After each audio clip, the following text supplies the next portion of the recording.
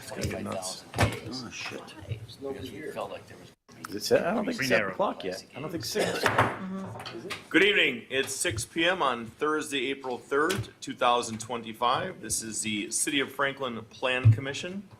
Mr. Martinez, would you please take the roll? Mayor Nelson, Here. Commissioner Specht, Commissioner Shago, Here. Commissioner Haley, Here. Alderwoman Agman, Here. Alderwoman Day, Commissioner Liam. Here. Excellent. Please rise for the Pledge of Allegiance. I pledge allegiance to the flag of the United States of America and to the republic for which it stands, one nation, under God, indivisible, with liberty and justice for all. Colonel, perfect timing. Really? I've never heard that before. How you doing? Going to item B, approval of the minutes, approval of the regular meeting minutes of March 20th, 2025. Do we hear a motion? So moved. Move Second. pass. We have a first and a second. Is there any further discussion on that? Seeing none, all those in favor? Aye. Any opposed? Ayes have it, motion carries. We've got 2 public hearings tonight, and we'll go with public hearing C1. It'll be handled by Mr. Fuchs, so I'll read the intro, and you go from there, please. Ryan Commons Plan Development District requests for the recommendation of an ordinance to create section 15-3.0448 of the Unified Development Ordinance for a new planned development district, PDD, for a mixed-use development upon property located at 722 West Ryan Road, text key number 884-9999-000, and to rezone said property from R8 multiple family residence district to planned development district number 43, Ryan Commons. Mr. Fuchs, good evening. You've got the floor. Thank you. So this item is also related to E1, which is a comprehensive master plan amendment. The applicant's requesting a planned development district for a mixed-use development. There's about 7,389 square feet of retail space and 38 dwelling units. They are requesting a general approval for the planned development district. So essentially, they plan to return with the more detailed site plan, landscaping, lighting, architecture. So they'll come back to the Plan Commission for those approvals, but they're looking to have the PDD approved. So there's a draft ordinance of the PDD which outlines the development standards, setbacks, density, Is that working? like that. Sorry, I can get closer here. Please. So the planned development district, again, the site plan they're proposing, it has one mixed-use building. It's a 2-story building. It have the retail space and then 9 one-bedroom units on the upper floor. And then there are 4 buildings behind that, which would contain 29 2-bedroom apartments in total. The applicant did provide a natural resource protection plan. They do anticipate some disturbance of wetland buffer, and wetland setbacks for the construction of the entrance drive. And then there'll also be impacts to steep slopes that are on the site. And I just presented you with a wonderful pointer if you need to use it. Thank you. Directions are on the back. Staff's recommending approval. There are conditions listed in the staff report. We're recommending a landscape buffer, a 30-foot wide buffer along the north and south property lines, and then also along the west property line abutting the property at 9410 South 76th Street. The applicant will need access approval from the Department of Transportation. There needs to be a shared and cross-access easement agreement between this property and the property to the west. There is a condition for that natural resource special exception, though, is anticipated for disturbance of the natural resources for the entrance drive. There'll be a conservation easement that's needed. Staff's also recommending a traffic impact analysis be done. I'd anticipate that the state would probably require that as well as part of their approval. And then there's just a condition that signage conform with the sign ordinance. Okay, so we will go into, at this point, off of our itinerary, if you want to read the notice. Notice of public hearing, City of Franklin Plan Commission, hearing date Thursday, April 3rd, 2025 at 6 p.m. Common Council Chambers of the Franklin City Hall, 9229 West Loomis Road, Franklin, Wisconsin, 53132. The applicant is PASA SA Hills LLC, property owner, property at 7220 West Rhine Road, tax key number 884-9999000. The proposal is to create Rhine Commons, a new planned development district to redevelop the approximately 3.72 acre property located at 7220 West Rhine Road. The proposed development consists of approximately 10,000 square feet of retail space and 38 dwelling units in multiple buildings, and to rezone the property from R8 Multiple Family Residence District to Planned Development District Number 43, Rhine Commons. This public hearing is being held pursuant to the requirements of Section 62.23, Parent 7, Parent B of the Wisconsin statutes and Sections 15-9.0205 and 15-9.0208 of the City of Franklin Unified Development Ordinance. Thank you. So at this time, I will open up the hearing. It is 6:07 p.m. Anybody wishing to speak on this item and this item alone, please come to the podium, state your name and business address or home address for the record. Going once. Close it at the same time at 6:07 p.m. Okay, now we'll open it up to members of the commission for Mr. Fuchs. Madam Director of Administration. I have the engineer's comments, so I thought it would be appropriate to share. They have no comment on the applicant's request with the new PDD. However, a separate submission is required for engineering review, and access from Ryan Road should be obtained from WISDOT. Excellent. Any other questions, Mr. Leon? Not a question, but typically when I see these comments, I ask the chief to come in. I did not for this one, but just for the benefit of the public, just to hear the fire department's comments. It's pretty standard. Given existing fire EMS stations locations and current fire department staffing levels, the cumulative effect of this and several other residential developments will pose a challenge to maintaining industry standard emergency response times to fire and medical emergencies. Not a commentary at all about this application. I think it's a good project, but just as we grow, so grow the needs on our public services, and there will be a time when they will need to grow in their staffing and their station, and those typically come as election items. So just know that we're growing, and so will our fire department. That's all. Thank you, sir. Mr. Haley? Okay, Alderwoman Day. Yeah, just a couple of things, nothing major. So understanding that what is in front of us is more conceptual than the actual plan that will come before us in due time.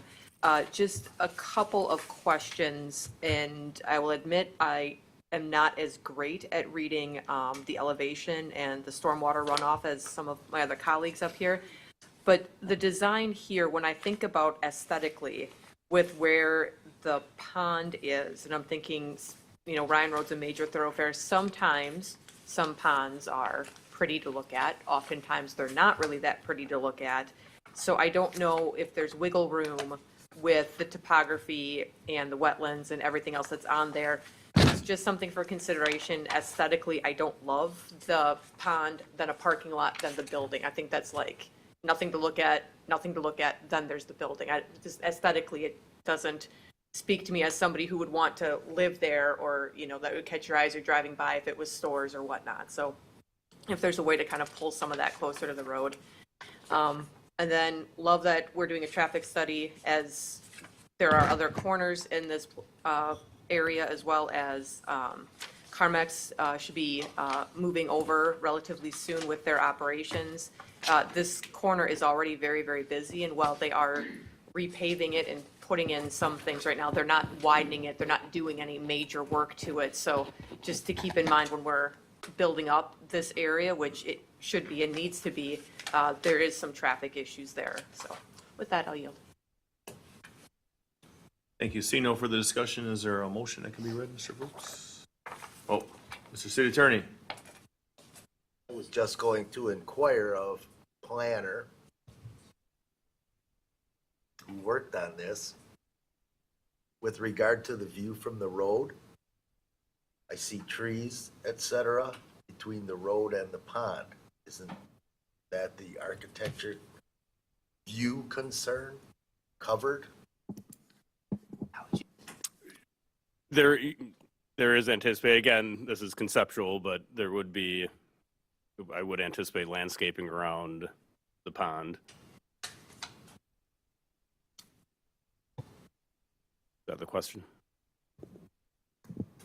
Just wanted to add that the ordinance require a screening, like for a trash enclosure or in some cases parking lot, but I don't recall any requirement for screening of a stormwater pond. But I understand your concern. Well, and if we were to look at that, if you could use your pointer, Mr. Fuchs. So if we're looking at down, right now, this is just a rendering. I mean, this is not something that we're committing everybody to at this point. I mean, this is going to be much more detailed, this is a rendering. So I just don't want us to all hang our hats on exactly how this looks right now per scale, because it's not. But to Alderwoman Day's point, it is, when you look at this, you come into that and you see a parking lot, but it's probably the cheapest way for the runoff to come from the lot. But Commissioner Speck?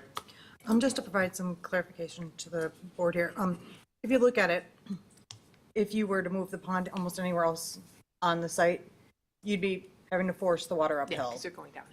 Yep. That is the lowest natural point of the site.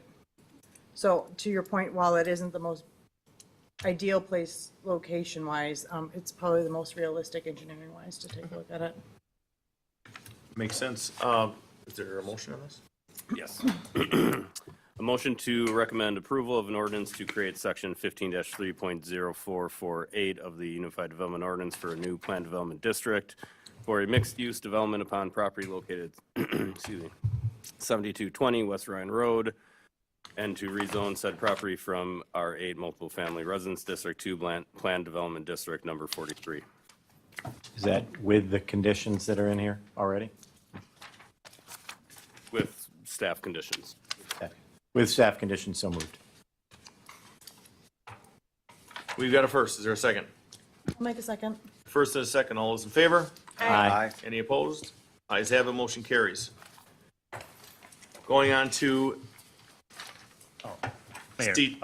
there's another motion. on the same one? Yeah, Go ahead, sir. The E1. Oh, sorry. Yeah.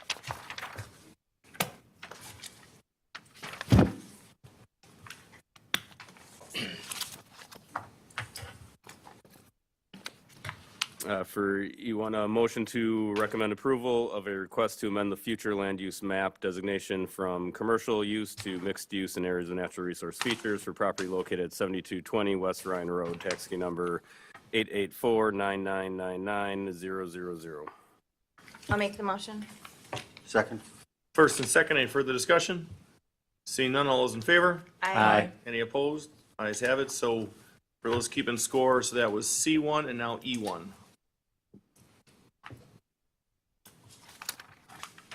All right.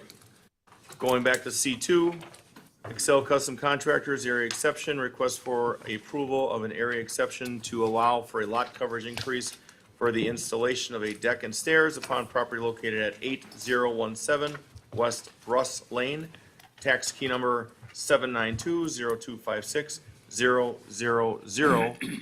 Mr. Martinez? Thank you. Good evening. This is an application for a area exception to increase the lot coverage to allow for a residential deck. This is the subject lot. This is the proposed deck on the south side of the house. The area exception are allowed to increase the lot coverage by 20%. So in this case, the maximum lot coverage is 25%, and it could be increased to 30% with an area exception. The request is for 29%, so that falls within the allowable increase with an area exception. The area is 500 square feet approximately, and staff is recommending approval. There is also a comment from engineering that if it's approved, then the applicant kind of is responsible to ensure that the proposed structure will not encroach into any easement at the building permit stage. And if this is recommended for approval, then it will go to the Board of Zoning and Building Appeals for a decision. Excellent. Would you like to read the notice, Yes. please? Notice of public hearing, City of Franklin Plan Commission, hearing date on Thursday, April 3rd at 6 p.m. at the Common Council Chambers at Franklin City Hall, 9229 West Loomis Road. Applicant is Excel Custom Contractors. Property is located at 8017 West Bros Lane. And the proposal is an application for an area exception to allow for a lot coverage of 29% for the installation of a deck and stairs exceeding the R6 maximum lot coverage standard of 25%. This public hearing is being held pursuant to the requirements of Wisconsin Statutes 6223(7)E and Division 1510-0209 of the Unified Development Ordinance. The proposed request is subject to revisions following public hearing and further consideration by the Plan Commission and the Board of Zoning and Building Appeals. Excellent.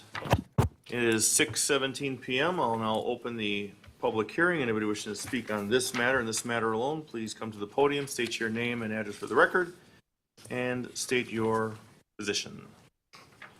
Going once. Close it also at 6:17 p.m. Questions, comments from commissioners? Mr. Leon. Mr. Martinez, you just confirmed this will be on the April 16th zoning board meeting, correct? On that agenda? That's my understanding, yes. Thank you. Any other questions, comments? None?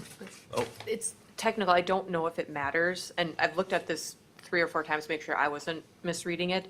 So I don't know if this matters, but on the report, the staff report, in the introductory paragraph, it talks about the installation of an in-ground swimming pool rather than a deck. Yeah. So, okay, I didn't know if it needed to officially be changed on this piece of paper for the record or not, but that was just a technical correction. Thank you. We can correct it for the Board of Zoning and Building report. It does. okay, Mr. Martinez, you want to read the motion? A motion to recommend approval of an area exception from Table 15.3.0207 of the Unified Development Ordinance to allow for a maximum lot coverage of 29% for the installation of a deck and stairs exceeding the R6 Suburban Single Family Residence District maximum lot coverage of 25% upon property located at 8017 West Bros Lane. I'll make the motion. Second. We have a first and a second. All those in favor? Aye. Any opposed? Ayes have it, motion carries. There's only one motion on that one, correct? Correct. Okay, moving now to D as in David, citizen comment period. Any citizens wishing to comment on the new business matters under E as in Edward, 2, 3, 4, 5, and 6, please come to the podium, state your name and address for the record. And citizen comment period is now open. Ms. Gint, what timing? 1 minute later, I would have closed it and it would have been no, nothing.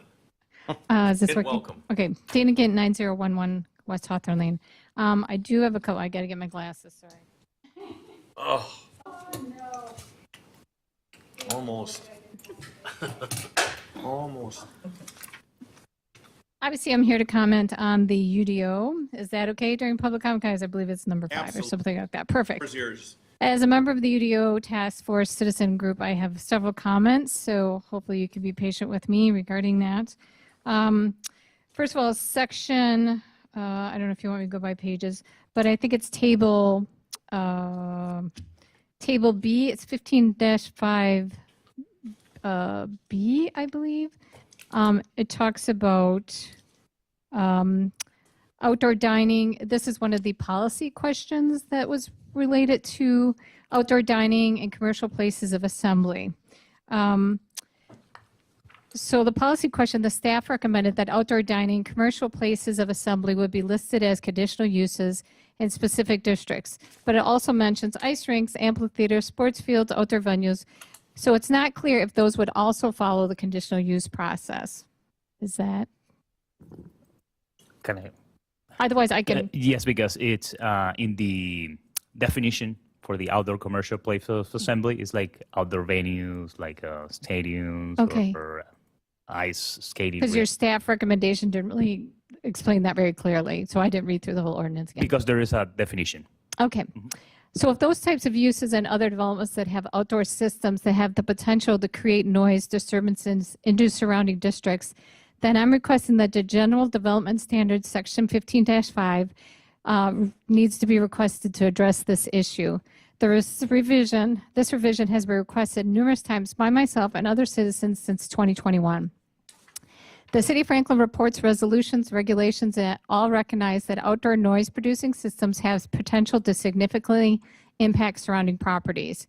Requiring a sound study for specific conditional uses like outdoor dining or spaces of assembly does not address the city's overall general development standards for other outdoor sound systems that can create adverse impacts from noise. To be clear, decibel levels are not being requested to be inserted into the UDO, even though that is where the specific decibel levels presently indicate 50 decibels is the maximum allowed at residential property lines in Section 15-3107. I am requesting that the following two sentences be added to the UDO to address this issue as part of the general development process. I know I submitted 2 pages of recommendations with a whole template following the outdoor lighting, but I think that this is just a simple process that needs to be included. 15-5, whatever section you want, outdoor and exterior devices that produce or reproduce sound. Provide plans for outdoor devices, including but not limited to speakers, amplifiers, public address systems, or any electronic equipment that produces, amplifies, or reproduces or produces sound that may carry unreasonably into surrounding districts or properties. The design shall include the plans for sound control and amplification, including the number of exterior devices, orientation of the devices, locations, directions, broadcast range, and power output. This little paragraph allows checks and balances to be established so the UDO and the elected officials, staff, and planning commissioners can have that detail in the site plans to include some sort of information related to devices that potentially can create noise. While I understand the planning staff's recommendations is that these are addressed in the municipal code because there is a noise code that's being revised, but it's important to note that the municipal code, which is enforced by the police department, does not include review of considerations of development standards, design standards, or site plan review, which are all aspects directly related to the UDO. Therefore, it's essential to have specific design standards be included in the outdoor systems of the UDO. It is documented in several City of Franklin development and staff planning reports in 2018 that the Rock Sports Complex was required to submit information regarding their outdoor systems. However, this requirement was never fulfilled, and I can give you those documents. This lack of city review of the systems has resulted in over 1,300 noise complaints and highlights the negligence of the city in the past to fail to fulfill this reviewing of this critical design aspect of the development. It would be irresponsible to allow this pattern to continue without implementing necessary requirements to balance the needs for the development standards in the UDO moving forward. Without this information being properly submitted in the past, there was 4 speakers pointed out from the stadium at surrounding neighborhoods for 6 years. This is verified in the 4 speakers being directed outward at residential areas included in the 2023 county report. For example, in 2020, the Acoustic Society of America indicates that the most crucial aspect of managing and mitigating sound is the design of the system, which is reflected in the Joe Dietel report of December 1st, 2020, page 83. And this is what he said. It's important to recognize that the current situation surrounding Franklin Field and a lesser extent the umbrella bar is one involving design. Design of the Rock Sports Complex, in particular Franklin Field, is linked to the current noise issues just as much as a lack of a comprehensive understanding of sound in the area generally. Significant design issues were not addressed at the onset that would have at least reduced the magnitude of this problem. So that is why I'm specifically asking that there be a standard in the UDO that requires, just like there's outdoor lighting standards or there's 21 pages about signs, that there needs to be some little segment that allows the planning staff to get more information if there's any kind of outdoor system that could produce sound. Another section that Well, I've, you're coming up to 5 minutes. okay, So there's, please wrap it up, and then we can, if you give those documents to planning, that'd be great. yeah. Okay, page 8 in the UDO, it's one of the tables. Let's see. There, Mr. Martinez added the little asterisk about that separate license is required in the municipal code, that special events and public interest events are permitted, but then added that asterisk. And he added it to table C, but I also requested to be added to table B, which lists the exact same standards that they're permitted uses. So if there's an asterisk, then it's a lot, it helps alleviate confusion that additional permitting needs to be involved, which is what you added for table C. It's page 8. I'm not sure what the table number is. And then the final comment I have is that there's, as far as the entire special use, not special use, public interest and special events, it was indicated that this would be removed, but then it's still in there. And then Mr. Martinez's note on section 15-30804K indicates that that is why he asked for it to be retained. But if you actually read that section, it talks about additional city department review may be required. And I know presently there's some uses that are be deferred to the planning commission for review. So I'm trying to find that in the present UDO. Has that been removed? Do you know, Mr. Martinez or someone? Yeah, I tried to follow your know. comment. Use Okay, I'm just trying to- different sections and try to. Mary wants me to so go what fast. page and article are you talking? It's under special events. I think it's page 33. Let's see.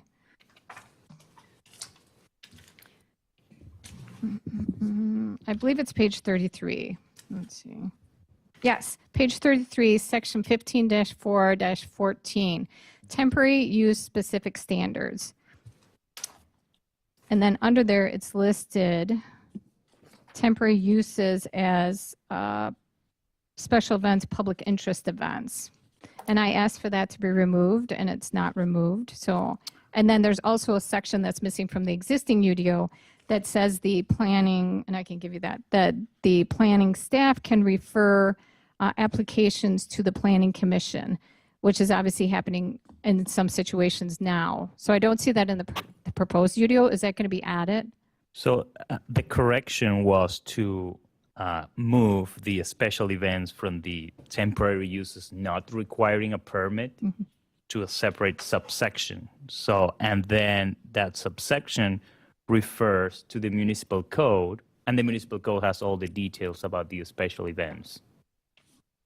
Okay, but there is a section, like you literally put in your retained current UDO section 15-30804K. But if you look at that section, it doesn't really relate to why you retained it, I guess is what I'm saying. And I can give you this copy. If you want me to read you section K, I can. No. Okay. How about this? Why don't, in the essence of time, since Yeah. it's been over 9 minutes, why don't we do this? Why don't that be worked out with regular offline? Because Okay. right now, that's not going to affect because we've got a number of things to move Sure. forward. That we're going to address it, and he'll address it. You bring right. up valid concerns and points, but I think that's how it would be in the best interest of the Okay. time for the. Can you answer if the requirement that the planning staff can refer certain uses for review, like temporary uses?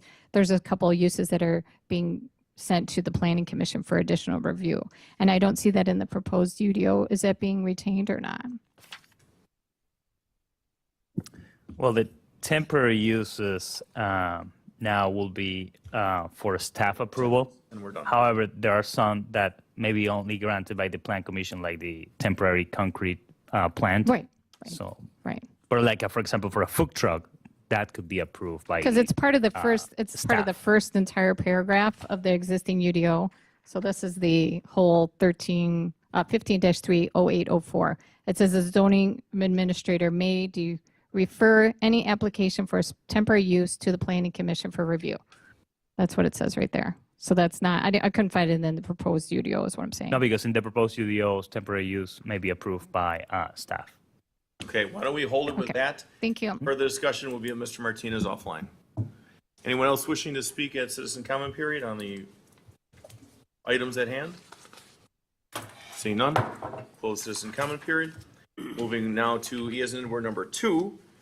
Robert Montgomery certified survey map request for recommendation of a 2-lot certified survey map for the creation of 2 single-family residential lots upon property located at 8570 South 116th Street, tax key number 842-9995-015. Mr. Fuchs. The property owner is requesting to divide their existing lot into 2 single-family parcels. Lot 1 has an area of about 8.2 acres. That's containing the existing home and the existing accessory structures, which are shown on the CSM. Lot 2 has an area of approximately 10.1 acres and is currently vacant. I believe the property owner would potentially plan to have that developed as a single-family lot in the future. The owner is proposing that Lot 2 would be developed with private utilities. There are natural resources located on the property.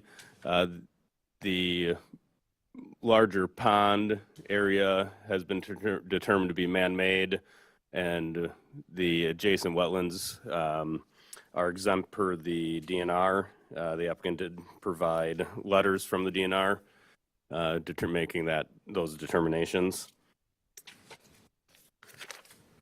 So that will require some changes to the CSM. It would just be removing, right now the CSM does show buffers and setbacks from those resources, which, like I said, are now exempt, so those would not be required.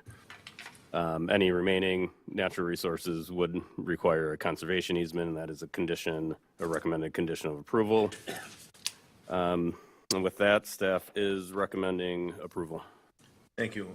Commission members, questions, concerns? I have one that's not really related to this exact property, but if I had my pointer, I'd be pointing to that lake area that seems to be growing every year by like 2 to 3 feet. That's behind the Skoronsky estate, which travels to the north. Is that what you were referring to? That is the man-made pond, that area. Right, which keeps getting bigger and bigger because of the drainage issues and problems that have been swirling around D6 for many years. Correct. Swirling. You like that? Okay, good. I just wanted that for clarification. So there's a motion, sir? A motion to recommend approval of a 2-lot certified survey map for the creation of 2 single-family residential lots upon property located at 8570 South 116th Street, tax key number 842-9995-015. So moved. Second. We have a first and a second. All those in favor? Aye. Any opposed? Ayes have it, motion carries. Thank you, Colonel. Number 3, Ridgewood Reserve final plat request for recommendation of a final plat for the creation of 9 single-family residential lots and 1 outlot upon 4 existing parcels generally located to the north of West Drexel Avenue, east of South Ridgewood Drive, and west of South 76th Street, with a plethora of tax key numbers 792-9003-000, 792-9005-000, 792-9994-000, and 792-9996-003. Mr. Fuchs. As you mentioned, this is a final plat consisting of 9 single-family lots.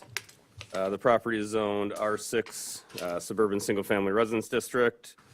The lots are in conformance with that zoning district. And in review of the final plat, it is in substantial conformance with the preliminary plat. There's a conservation easement that is required, and it's been submitted, so that'll be on the next Common Council agenda. Staff is recommending approval. Excellent. Comments, questions? Oh, Commissioner Schmeck. Just for clarification, do I need to excuse myself from the vote on this due to Counselor? purchasing? Why? Great question. I have family purchasing property within this development. Off the top of my head, very technically, it's husband, children that are not adults and Okay. gone, et cetera. You can abstain from whatever you want. But Right. if I just don't want to Does cause it a work? if problem. you How's have a it work? thought, just Abstain. do it. Recuse. You can recuse, abstain. I mean, you know, we got a great lesson on how that works, right? Your show. Oh, I thought I saw a butterfly. I'm gonna abstain. So I'm out. whatever you want to do. That's fine. So, About to do As long as it's not a problem. okay. So did we, in all this craziness, did we have a first and a second? I'll make the motion. I'll second it. Do we have a first and a second? All those in favor? Aye. Any opposed? Any abstentions? Ayes have it, motion carries. Going up to E as Edward number 4, Cape Crossing Edition number 2, final plat, request for recommendation of a final plat for the creation of 42 single-family residential lots upon outlots 9 and 10 of the Cape Crossing subdivision and outlot 13 of the Cape Crossing Edition number 1 subdivision, generally located north of West Ryan Road and east of 116th Street. Tax key numbers 890-1072, 000, 890-1073, 000, and 890-1101, 000. Mr. Fuchs. This is another final plat. As you mentioned, this is a 42 lot subdivision. This is, well, it's actually phase 3 of the Cape Crossing subdivision development. It is the final phase. The lots do conform with PDD number 40. And the final plat is in conformance with the preliminary plat. The staff is recommending approval. Staff recommending approval. Comments, questions? Mr. Leone. Only to point out that fire department had the same comment as on C1, so I would make the same case to everyone listening at home that growth means more growth on our services. So thank you, that's all. Absolutely agree with you. So I do want to add something to this, and I understand it's been approved, but I'll bloviate for about a minute, is myself and Alderwoman Eichman went to a ribbon cutting at a new house that was actually built by the construction skills class at Franklin High School, and they built the entire house. Yeah, I mean, from top to bottom, and it was ironic that 40 years ago, I was in that same construction skills class, but we were limited to small sheds and roofs. We were very tight window what we could do back in the 80s, but, you know, but it was amazing. And I believe, and Alderwoman, correct me if I'm wrong, that house went up for sale and sold for $664,000 as is, no improvements in the lot. I know Mr. Prisbill is back there thinking, holy moly. I mean, these are quarter acre lots in Cape Crossing. It's amazing, but the high school students built it from top to bottom. They did everything. And it was wonderful, and it was an honor to come there for that ribbon cutting. So this is just part of that, that development as well. So anyway, that was 27 seconds. So if you'd like to read the motion, please. A motion to recommend approval of a final plat for the creation of 42 single-family residential lots upon outlots 9 and 10 of the Cape Crossing subdivision and outlot 13 of the Cape Crossing Edition Number 1 subdivision, generally located north of West Ryan Road and west of 116th Street. Tax key numbers 890-1072-000, 890-1073-000, and 890-1101-000. So moved. Second. We have a first and a second. Seeing no further discussion, all is in favor? Aye. Any opposed? Ayes have it, motion carries. Number 5, Charles B. Whitnell Park Golf Course Clubhouse, miscellaneous request for an issuance of a certificate of appropriateness for proposed alterations to the Whitnell Park Golf Course Clubhouse, a structure within the historic Root River Parkway District upon property located at 6751 South 92nd Street, tax key number 746-9999-000. Mr. Martinez. Thank you. Just a note about the process. So this is an application that is for historic structures listed in the National Register for Historic Places, or a contributing structure to a historic district. The process in the UDO is that it needs to go for a recommendation by the Historic Preservation Commission. However, that commission is in the ordinance, but it's not active. So this is being presented to you without recommendation of that commission. Obviously, it's not active, but we receive comments from the Franklin Historical Society. We routed to them. They have no comments or concerns. So about the application is for the clubhouse of the Whitnell Park Golf Course, and it's mostly interior alterations, and it's not increasing the building footprint. The only exterior changes is the deck, the replacement of the deck, and the repair of the concrete slab under the existing deck. Staff has no comments and is recommending approval. Excellent. Questions, comments from commissioners? I know that's my favorite place to golf, and was built back in the 1920s. It's a very historic stop if you can stop by and check it out. Is there a motion? Sledding there, too. What's that? Good sledding there too, right, Bob? Yes. Uh-oh, we have, I'm with Milwaukee County. I'll tell you what, if you wouldn't mind coming up to the table here, and then just come on, got a couple. Come up right up to the table, have a seat at the main table. Oh. We are going to embrace our fellow county government workers. And if each of you can have a microphone and just state your name and business address if you want to use the Parks building Yes, on Watertown Plank Road. I would prefer. No. Sure, just speak right into it like karaoke night. Pull it right into you. yes. Don't be afraid. Hello? Can you, Excellent. Just state Perfect. your name and address for the record. Yes, I'm Max Sychak. I'm a project manager at Milwaukee County. The address is 633 Wisconsin Avenue, Oh, you're out Milwaukee. We're downtown. Gotcha. And I'm Chris Howell with Quorum Architects, 3112 West Highland Boulevard. Thank you. Good evening and welcome, gentlemen. Yes, thank you. So obviously a very straightforward request. The one thing we did notice and we had a comment on is the resolution notes that it must start construction within 6 months. Milwaukee County, their whole design process, we have to design 1 year, construct the following year, if approved. So we only have a budget for design. We're coming in front of you to make sure that the design would be approved before we would request construction funding for next year. The funding then has to get approved, and then we would go forward with building. The earliest I would see construction would be spring of next year. So the 6 months would be too small. We would be looking at starting construction at the earliest spring to summer of next year. And that could change. We need to work with the golf department to make sure we're not hindering their operations. #1 golf course in the county. Exactly. So we don't want to hinder that either. So we would work with them as to, once we get construction funding, what works best to do these alterations. I'm not sure if we can just get rid of the 6 months or push it out farther. But yeah, so we just wanted to bring that up. Okay, I'll speak last because I know there's got some comments now because of that. Mr. Leon?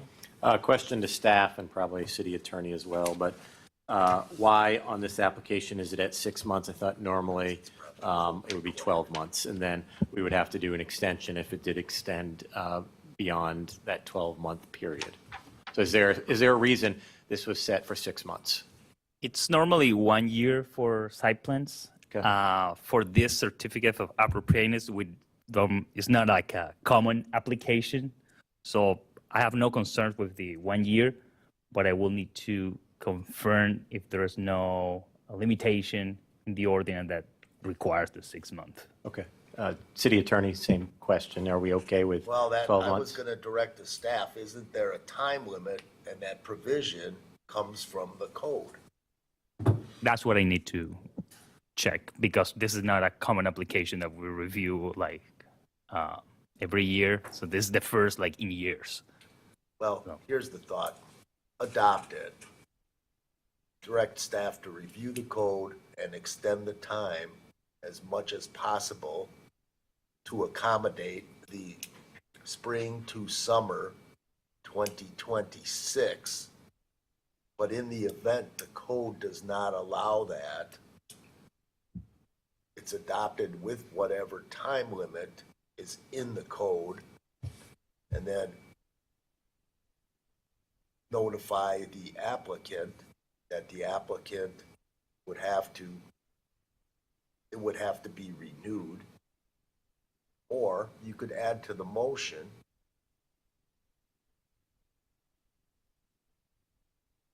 is this going around the code? That before the time limit expires, if there's a time limit that does not work,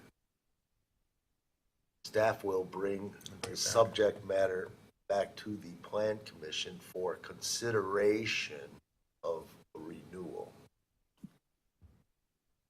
Would there be able to be a condition that if nothing changes with the plans as they're being approved right now, all things remaining equal, we would get approved? I think the county board might have an issue approving construction funds for something that they don't even know is approvable or being approved by the city of Franklin. I think that's what you said that we would. So I think if, I'm sorry, I did not. No, I'm cut just you off. conferring with the city attorney that I thought we were going to look to approve it That's my thought. with some also. stipulations, It's yes. being approved Yes, with the main motion. It's just how long does it last is the issue.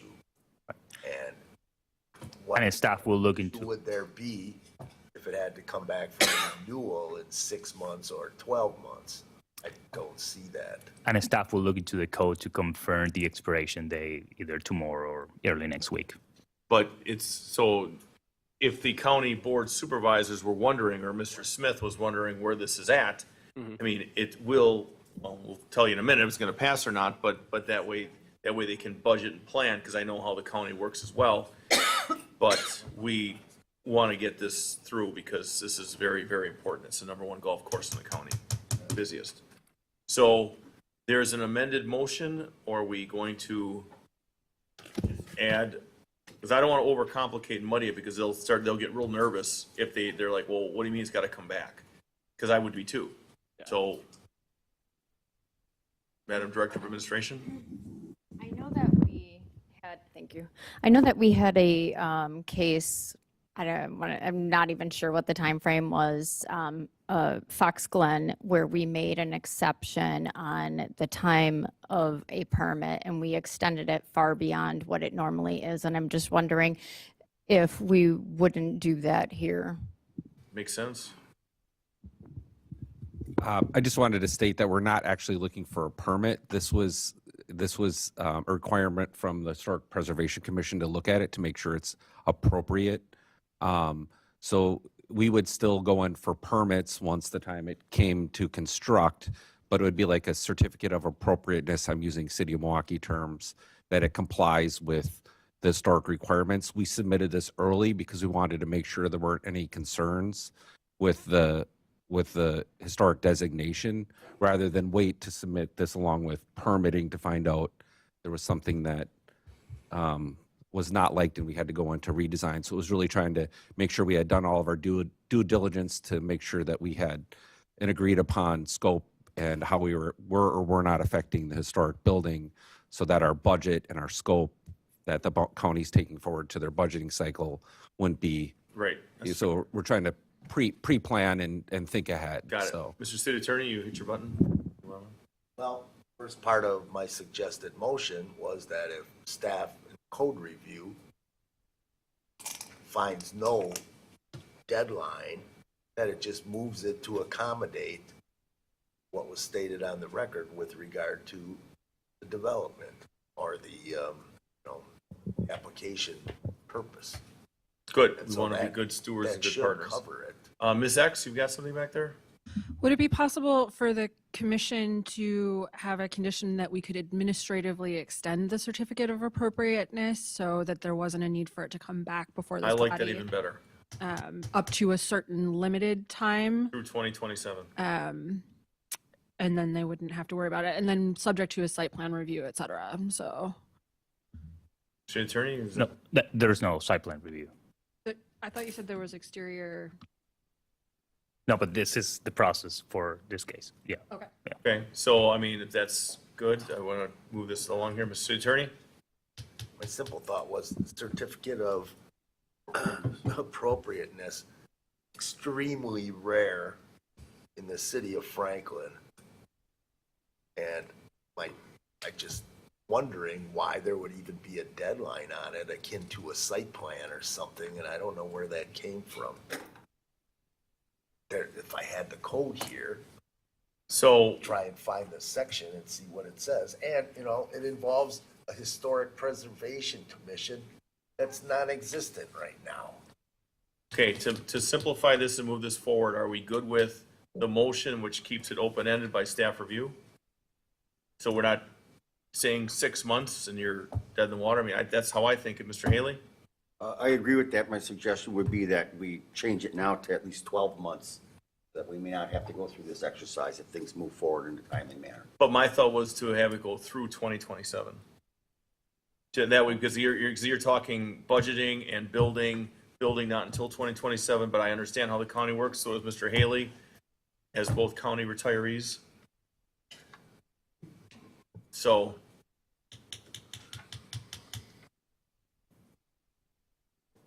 well, okay, Just a suggestion that the approval is valid for 24 months and subject to a code review by staff on the expiration date. for 24 months. Right. Good with that? Yep. Yeah, we are good with that. So Okay. moved? So we got a first, is there a second? Second. First and second, all those in favor? Aye. Any opposed? Ayes have it, motion carries. Thank you. Thank you. Looking forward to that. Mr. Mayor, Yes, Mr. Leon. I thank staff for putting agenda item 6 last, as I will now recuse and depart the meeting. All right, thank you, sir.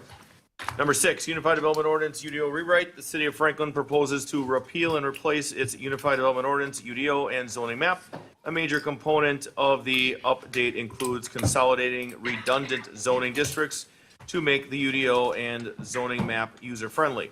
This remapping action is not intended to downsize properties, affect property rights, or limit development potential. Rather, it is intended to improve clarity around allowable uses, reduce confusion, and increase alignment between the UDO regulations and the type of development on the ground in Franklin. The Plan Commission held a public hearing for this item on January 23rd, 2025, and a second meeting on March 6th. Ms. X, good evening. Thank you. Need a refresh on the water, or are you? Good. Good. All right, you got the floor. Okay. Thank you. So we're following the revisions from the last meeting on March 6th. So at that last meeting, the Plan Commission carried motions on questions for policy direction. These motions are already incorporated in the draft that you have in your packet, with one motion that was tabled that we'll discuss later. Next. Okay. In the cover memo that you have in your packet, it has a list of the major revisions 6:55 PM, Commissioner Leon has exited for the evening. to this draft. So I'm happy to answer any question about the major revisions. I'm just going to, in the presentation, highlight some of them.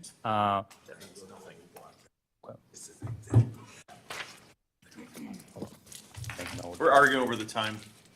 I'm going to with make note technology the for- Wait. 650 for 655. 6:55, Okay. and let's move on. Okay. So I just want to highlight some of the revisions. One of is the protest petitions that was discussed at the public hearing. So the current UDO has the protest petition for the special uses. Now it's conditional uses in the new UDO. That means that if 20% of adjacent property owners file a protest petition, then it needs the 3/4 vote of the Common Council to pass the decision. However, according to the conditional use Wisconsin statutes, if an application meets all the requirements, that it shall be entitled to approval. So that's in this version, staff has to remove the protest petition to kind of be in compliance with Wisconsin statutes on conditional uses. And also this new draft doesn't have the protest petitions for zoning amendments because, again, Wisconsin law preempts municipalities for having the protest petitions for zoning amendments. Another major change is the RC zoning district that it was previously named as Conservation Residence District. Now it's renamed to Countryside Residence District. This is because this district will cover mostly, I'm going to have the zoning map.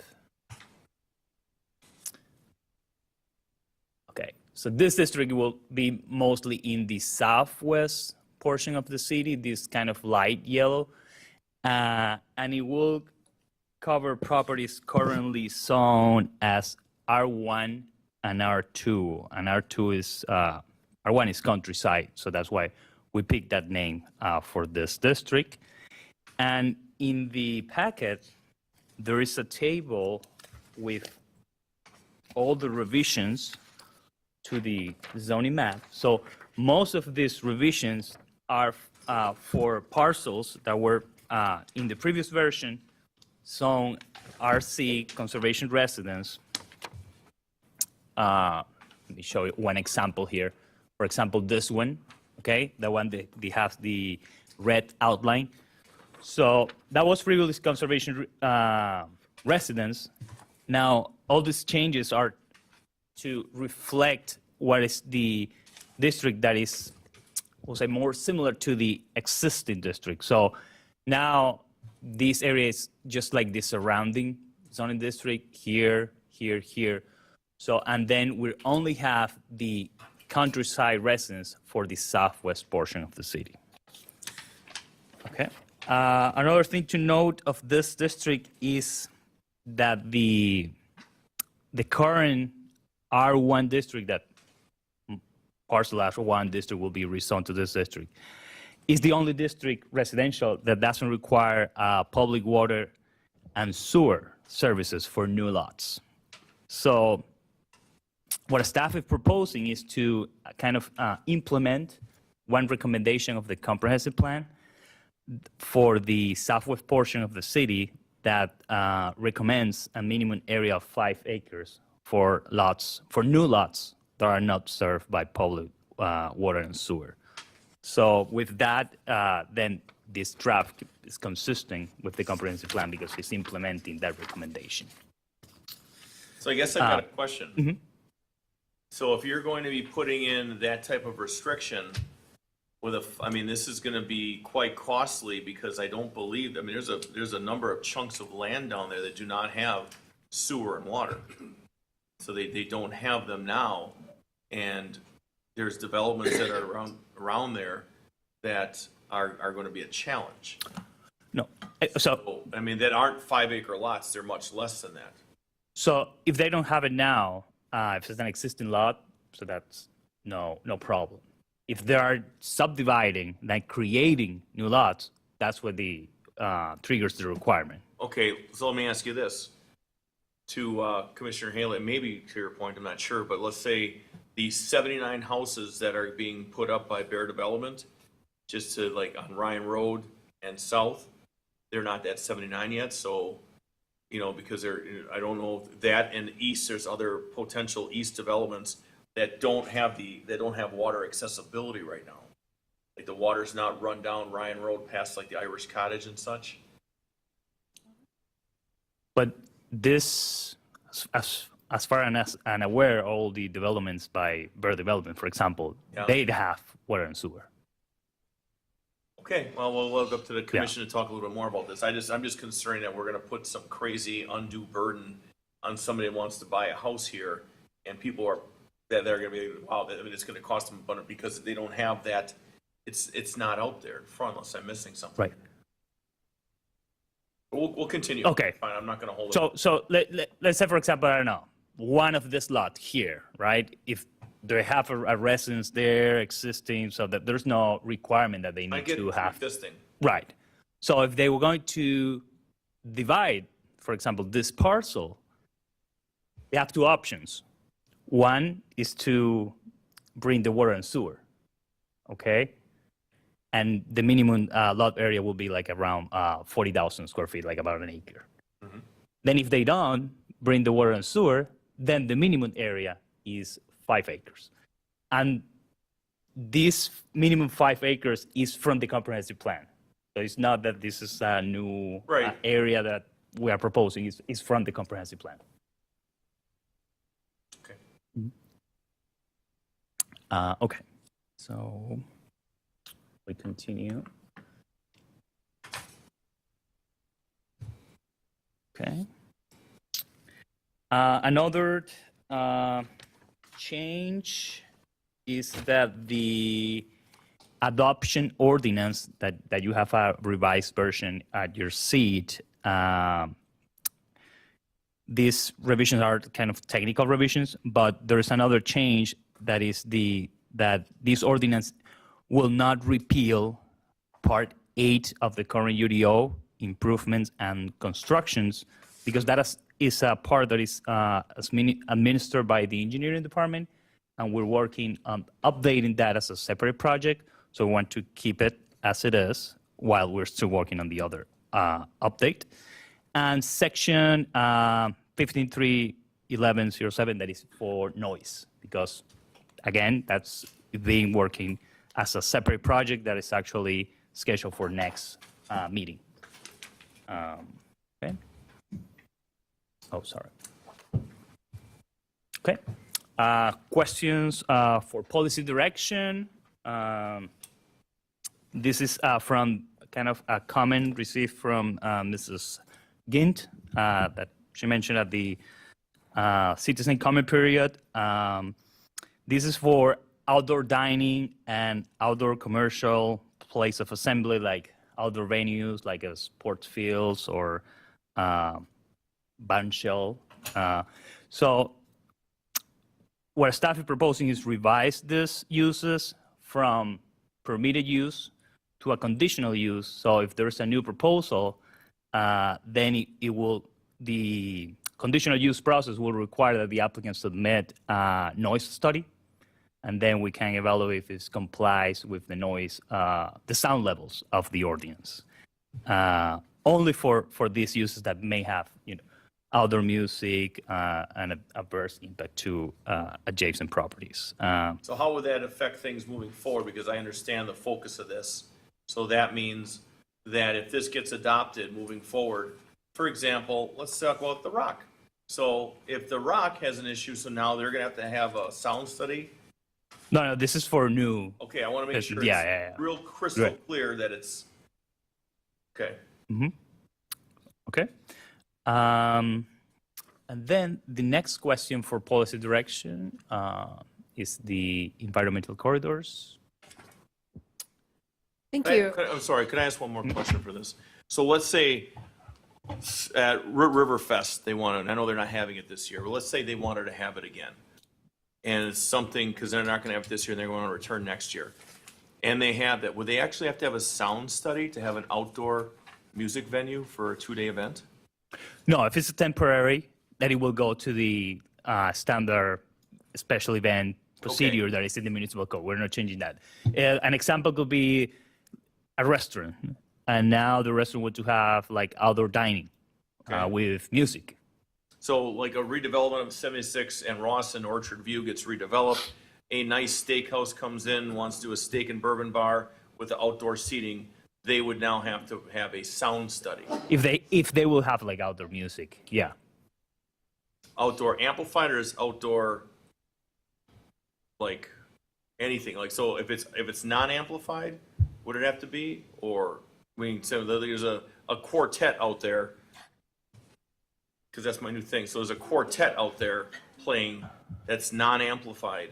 Would they have to have a sound study? Well, I just know because of how ridiculous things have gone sideways with different things. I just want to make sure that it's out there because there's gonna be a lot of great things happening with that redevelopment, and I don't want to stymie it with, you know, some place going, oh, wow, I don't do this too. I mean, we have some great things coming there, and I'm just concerned about that.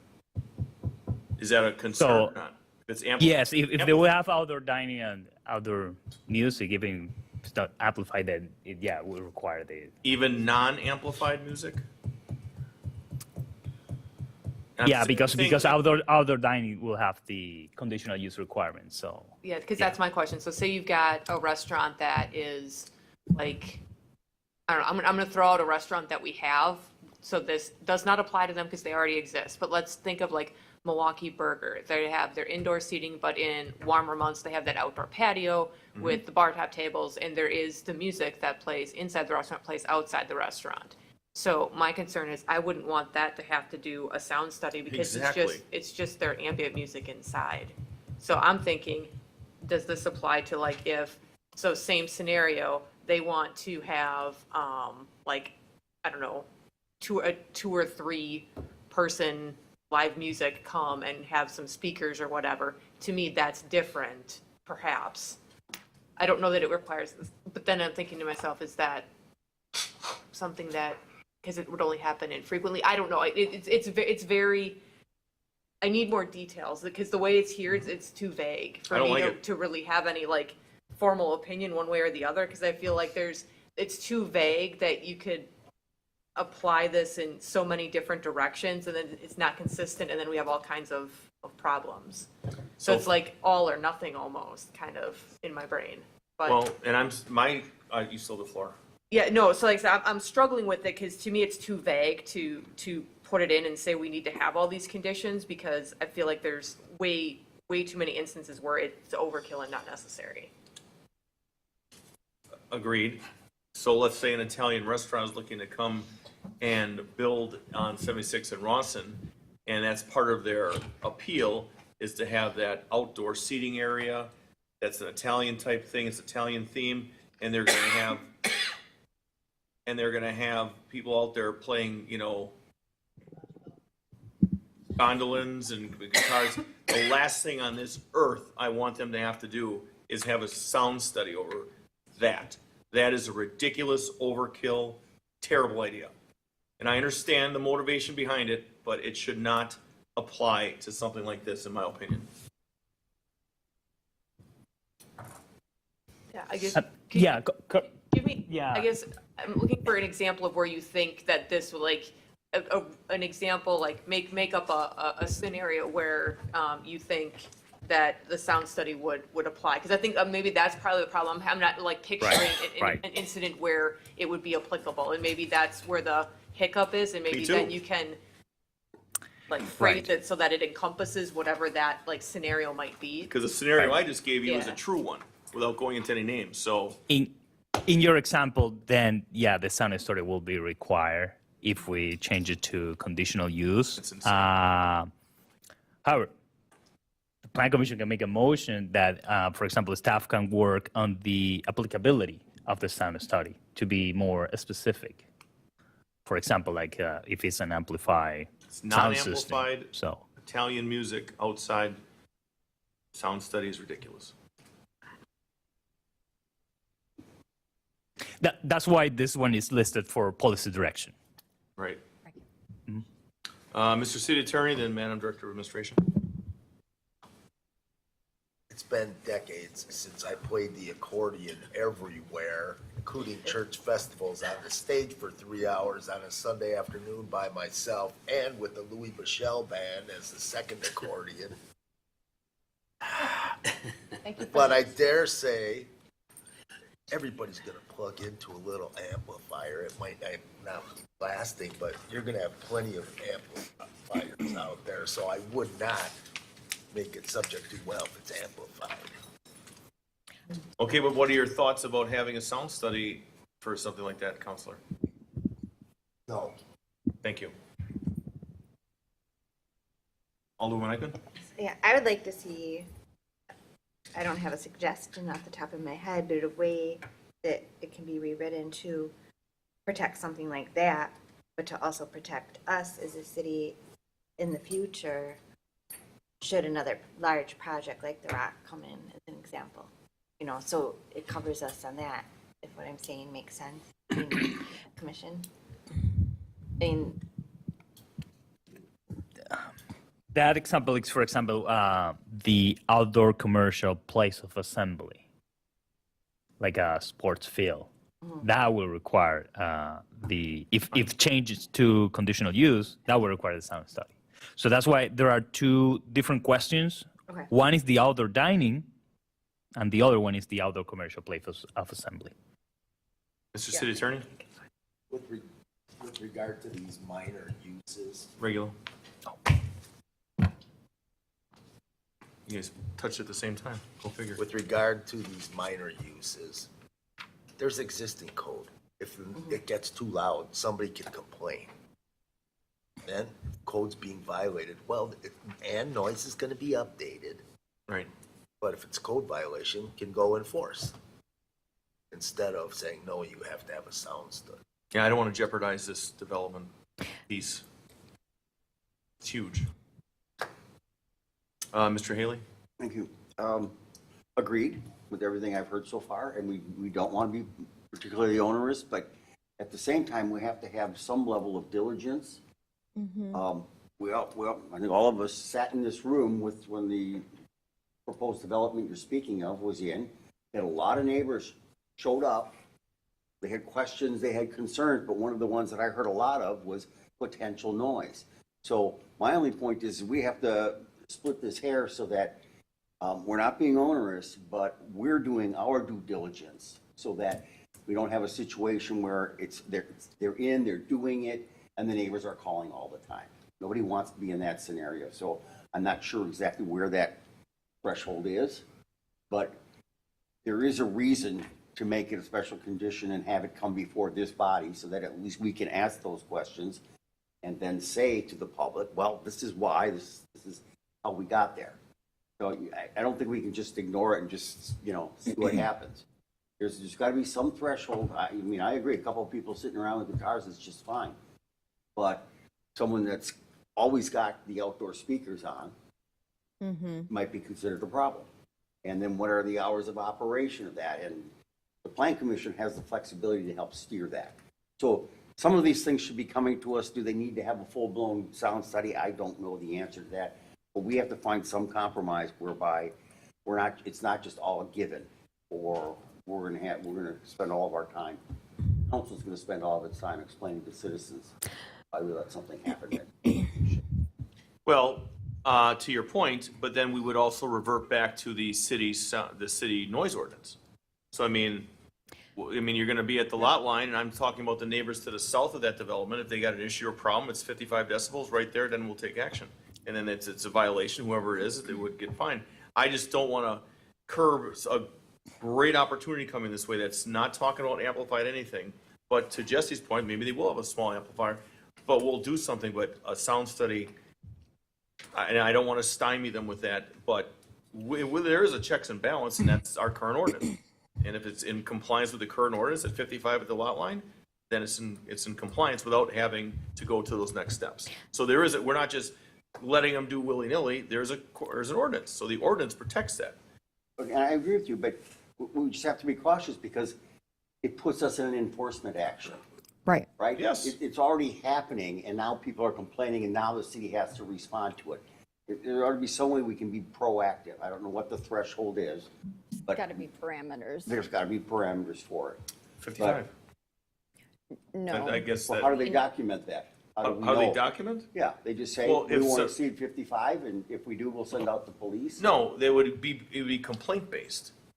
I mean, if we're gonna start going to the weeds, it's complaint-based. I mean, if somebody has got a problem, like if they do, I mean, right now, if a neighborhood to the west of the Rock is very angry, they're gonna do complaints. Whether they're legit or not legit, a complaint starts somewhere.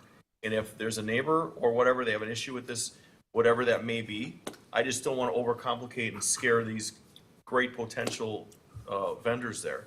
Why don't we go with City Attorney and then Madam Director? So have a sound study. Okay, here's the sound study. Here's the limits on sound. The neighbors are all complaining because they're going over the sound. There's your complaint, and you gotta enforce it anyway, Right. even though you had the study. But you brought the hardship on yourself, on the city. Sometimes prevention is a better means than enforcement. Well, the study is, I'm not arguing for a study, but there ought to be some criteria by which A either study the would plan commission or, well, it doesn't need to be a full-blown technical whatever. study, but Right. what are you doing? What hours would you have this music Right. on? What would be the source? You know, a checklist sort but of. that's what I like. always gonna be done anyway. The checklist of what's gonna be there. That's, yeah, that's 1 + 1 is 2. Not if it's a permitted use. No math, please. We talked about No. Hours, et cetera, for outdoor uses, that's subject to conditions as to when, where, et cetera, correct? Well, the current UDO has different levels, sound levels, depending on the I'm hours of talking about operation. sound, I'm talking about. Hours. I'm hearing unless you set something, especially, they could just go ahead and do it because it's a permitted use. Right, but I don't recall in the ordinance, at least for most uses, like a impulse of operation. That is reviewed like on a case-by-case basis on a conditional use, but there's no an hours of operation set by the ordinance. one thing if I could add, for example, Michelangelo's Pizza. People are looking to buy that, okay, and looking to do something with it, and they're restricted to no outdoor. They can't have anything outdoor at all, period. So Michelangelo's Pizza has a liquor license. You can operate till normal bar time, but you cannot have any outdoor venue. So that's under the current existing permit or liquor license. So maybe that's tied into what the counselor is saying is maybe is there something that differentiates what that license would be able to hold? I don't know. Alderman Day, and Commissioner Speck. I just wonder if we're making this way too complicated. So when I'm rereading this, the question for policy direction from staff is, should outdoor dining be listed as a conditional use in business zoning districts? It's not necessarily, I mean, the paragraphs above it are talking about sound, yes. But maybe that's just the thing. If somebody wants to have outdoor dining, it is a conditional use, which makes it come here, which makes us ask the questions. Not that we're going to require them to have a sound study or require them to necessarily be at a certain decibel level that is outside of, you know, the normal code, but it allows us to have the opportunity to ask those questions to make sure, and then it allows the neighbors to come in and voice their concerns, so you can kind of get that balance there as they're in the development phase. Because then you're not throttling them and saying you can't do it, or we're forcing you to do a sound study, or we're forcing you to be at a you know, your speaker's doing this, or your speaker's doing that, or you can't amplify or whatnot. I think the way that it's written here, if we just say yes, if they're having outdoor dining in these particular zoning districts, it's part of something that has to be reviewed by some body to make sure that it is not going to be something that is detrimental to the other businesses around it or the neighbors or whatever. I don't know that we need to make it more complicated than that. Maybe this goes to licensing. Excuse me. No, just I'm gonna step away from. Yes, okay, Commissioner Speck is stepping away at 7:20 PM, 7:20. just want to make a note on that, on the sound studies section, it says that with the request of a conditional use permit for activities that with outdoor activities or operations, then the sound study will be required. So if it's listed as a conditional use, then it will Then trigger. it needs that? Yeah. Okay, well, I'll have to find a different word then, than conditional use. But,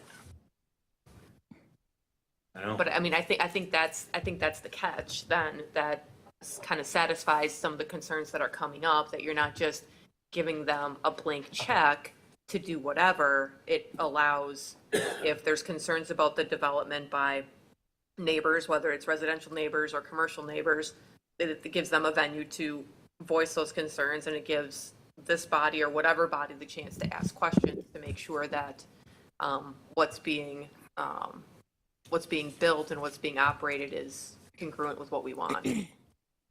Reasonable. Madam Director of Administration? I think I agree with what you're saying in terms of we need to make this simpler, easier to understand, because that's what we should be doing anyway. It should be easy for everybody to understand what our codes are. It's impossible to put the toothpaste back into the tube after it's been squeezed out, and we're experiencing that with a particular development.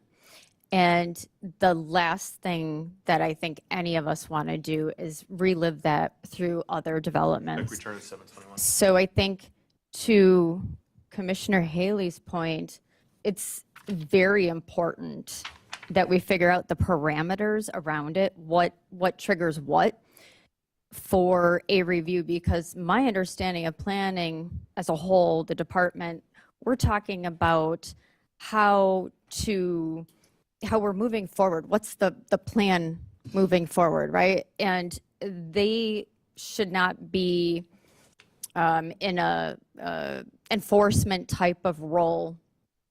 And I think that leaving it up to citations and enforcement is just creating a larger problem for everybody at the city. Well, it would default to that, Councilor Robey, in a minute. It would default to that. I'm saying, we're not sitting back saying, hey, do whatever you want, get crazy, get nuts, because you're still going to have occupancy permits, liquor licenses. There's all these other checks that are leading up to that before it touches on that noise part. I'll yield. Sir.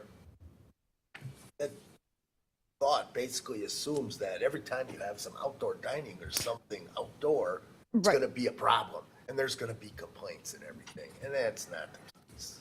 Right. Well, and that's why I said it needs to be clear. It needs to be defined. There has to be parameters. But just to say I don't think it's acceptable to say anybody that's having anything outside needs to come in and get a sound study done. That I think is absolutely ridiculous. Good.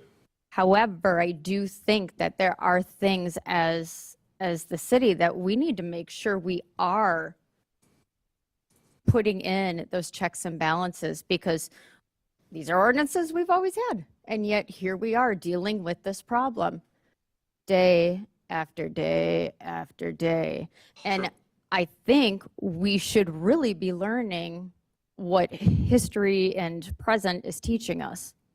So let's take some positives away from that and implement them into this. Marion? I think a simple solution might be to add the codicil that this, for any outdoor use with a permanent amplification system, require that extra review of a sound study, so that if there is no amplification on a permanent basis, and maybe have some standards that if there is a recurrence of use of amplification, that then there also be a requirement. So like if someone's bringing a microphone set up every weekend, but we're really splitting hairs here. And I think the question is it permanent? Is it temporary?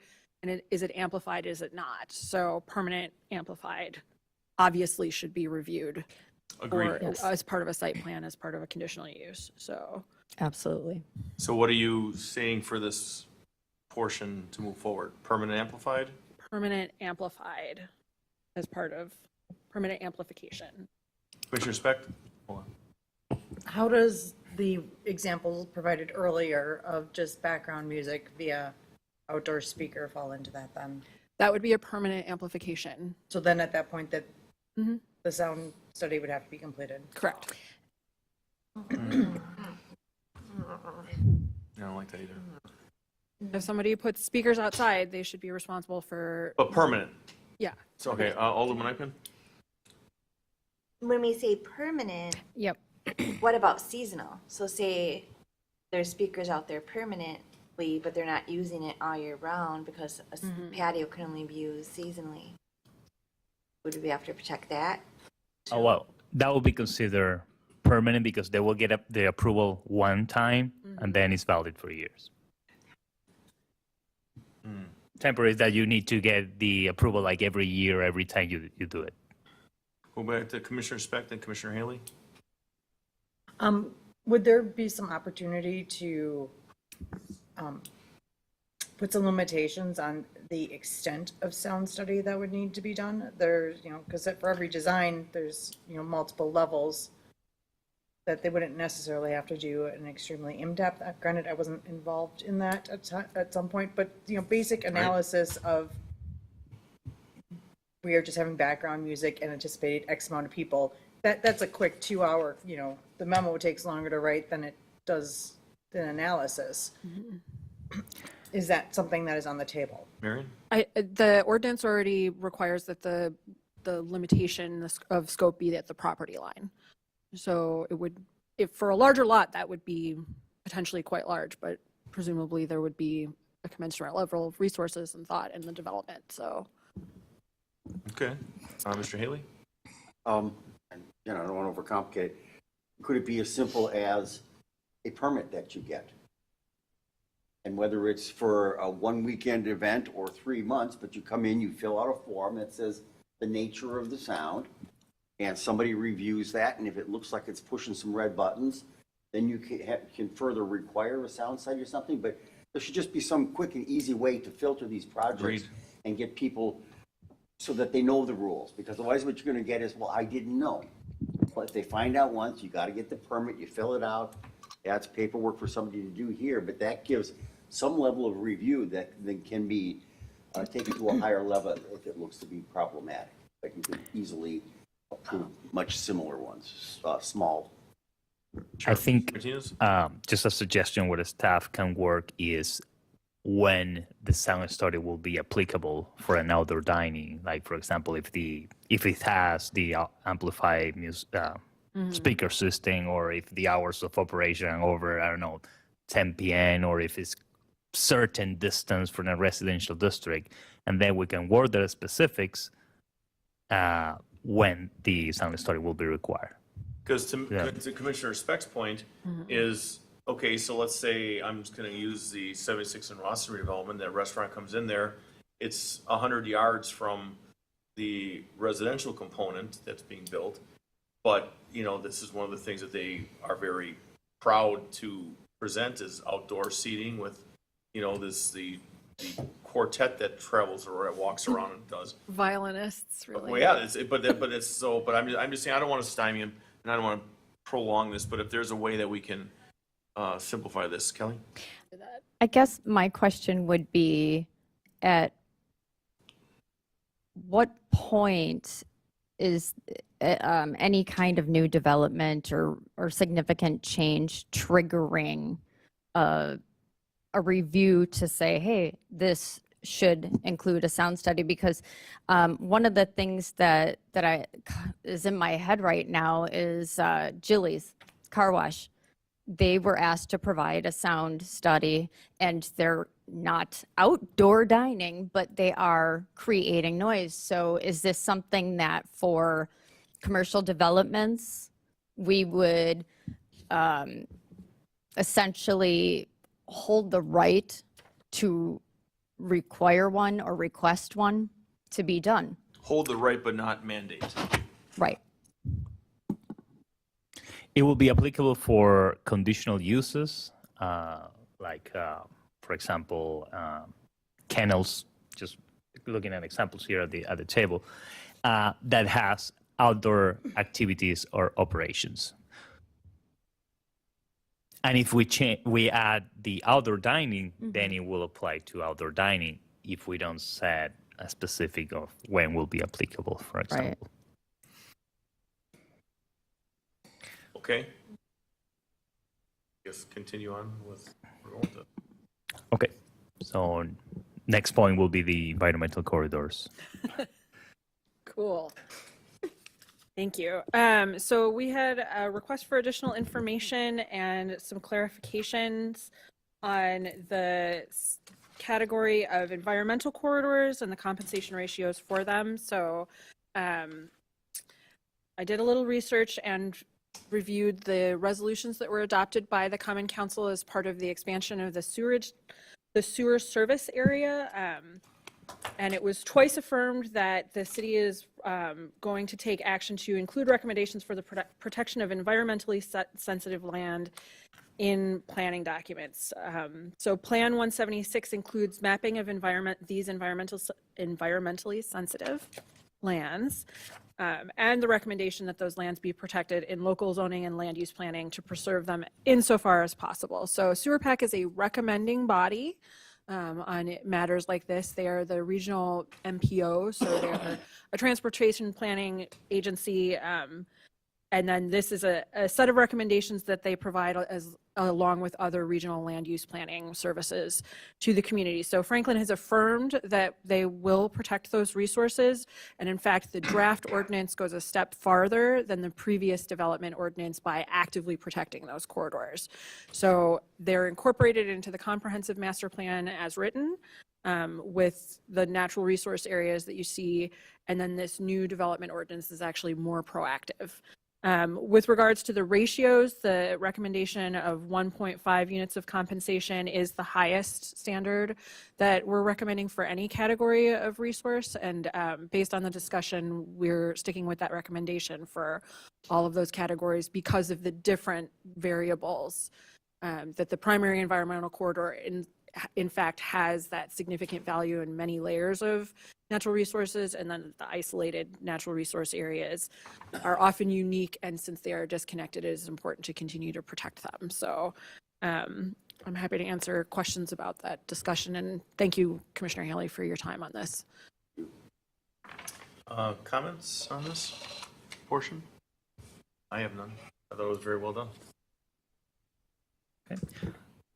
Just to add some additional comments, now in your seat, I have the feedback from the health department that we added these revisions, like for example, requirement of license for food trucks, and also with regards to comment from the Niskin about the temporary uses. If a use is not listed, then the zoning administrator refer that application to the plan commission. So for example, the food trucks that may be approved by staff, but any other uses that are not specifically, then it will go to the plan commission. Thank you. Next steps? Okay, so then the motions we have, sorry. Okay, so the first motion is the motion to recommend approval of the draft ordinance and zoning map to the Common Council. And then the kind of secondary motion to the question for policy direction, the outdoor dining that we discussed, and the outdoor commercial place of assembly, and also the motion to recommend the compensation ratio as explained by Miriam for environmental corridors. How many motions total will there be tonight? 4. 4 motions, okay. First motion, Okay. So a motion to recommend listing outdoor dining use as a conditional use in business zoning districts, specifically BM neighborhood business, BG general business, BR regional business, and BMU South 27 strict mixed use, and BSM St. Martin's Road District. Just to clarify, if this motion is adopted, then the noise study and conditional use will be required for an outdoor dining in this zoning districts. is there a motion?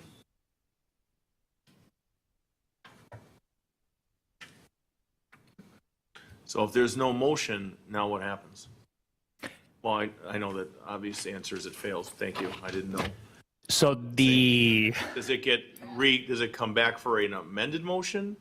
no, because the draft as presented has the outdoor dining as permitted, and it doesn't require the conditional use or sound study.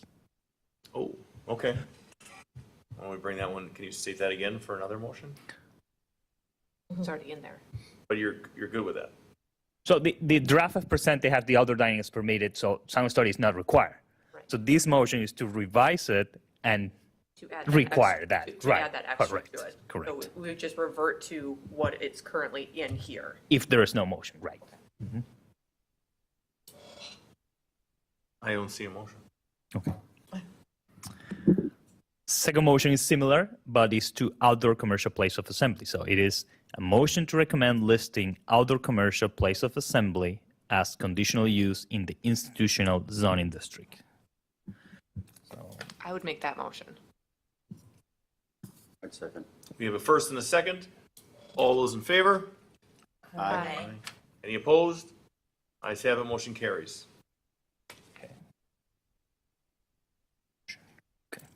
Then a motion to recommend a compensation ratio of 1.5 for environmental corridors, primary and secondary, as well as isolated natural resource areas. So moved. Second. First and second, all those in favor? Aye. Any opposed? Ayes have it, motion carries. Okay. And then the motion for the entire draft and zoning map. A motion to recommend to the Common Council the adoption of this Unified Development Ordinance, UDO, and zoning map, and repeal the current UDO Ordinance 981493. Uh-oh. Didn't you state that you had to do some exception for the engineering portion? Correct. In this kind of the adoption ordinance, it says that it's not repealing Part Okay, 8 as long as that's and the covered. noise. Okay, thank you. Okay, so, Mr. Haley? I'm all good with this, but I've got technical corrections. Again, I went back and reread this with an open mind and eyes. Found some very simple technical things and some other comments. So we either go through them here and now, or I could sit down with staff again. I would like Not a to, lot, but I found things in here that we need to tweak. So, you know, I'm at 98% on sending it to the council, but we ought to give them our best shot at it. well, Mr. Haley, let me ask you this. Do you think that you need to bring them forth to the group, or are you comfortable that they can be held like last time where you met with staff? Because if you want to bring them forth, you can bring them forth now, but if not, if you want to meet with staff for the motion to approve with technical corrections is what I would do, and then you meet with Mr. City Attorney? How many do you have? Not a whole heck of a lot. Well, how many? I'm looking, yeah, 7, 8. How long would it take? Maybe only a couple of minutes. All All right, right. Go ahead. go for it. Bring it. All right. Mr. Haley, you have the floor. Okay, let's just run through them. In Article 6, sign standards, page 17. We're talking about A-frame sandwich board signs. It says board signs shall be 6 square feet, maximum size. Is that each side, total, 3 on each? We need to clarify that. I read that, it just says 6 feet. Okay? That was an easy one, huh?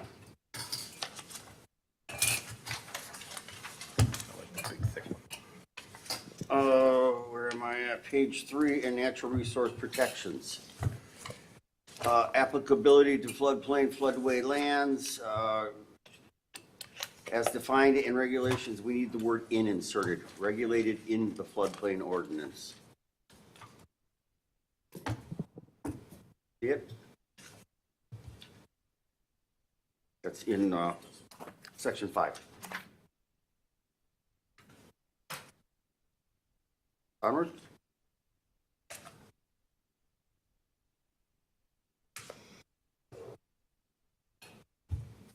Ready for me? One ready. All right. Most of these next several,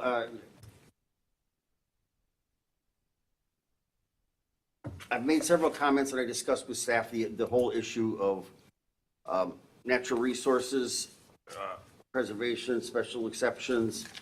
and tried to argue that other local government entities should be exempt from them. Okay? That language isn't fully incorporated in here. I could probably find 5 areas where I could make a strong argument that it's allowed, but I think we should be right up front and straightforward with it. I am currently on that same page we were just at, 3. We've got enhancement of restoration and protection of natural resources in parks or public property. I think this was initiated in some of my comments. The reality is, we're already committed to that. There's language, I'm looking at a 2016 UDO text amendment passed ordinance that says we will exempt county, city, other municipal entities. I can share it with you. I could show it. Again, that's I don't know that we need to get it in now.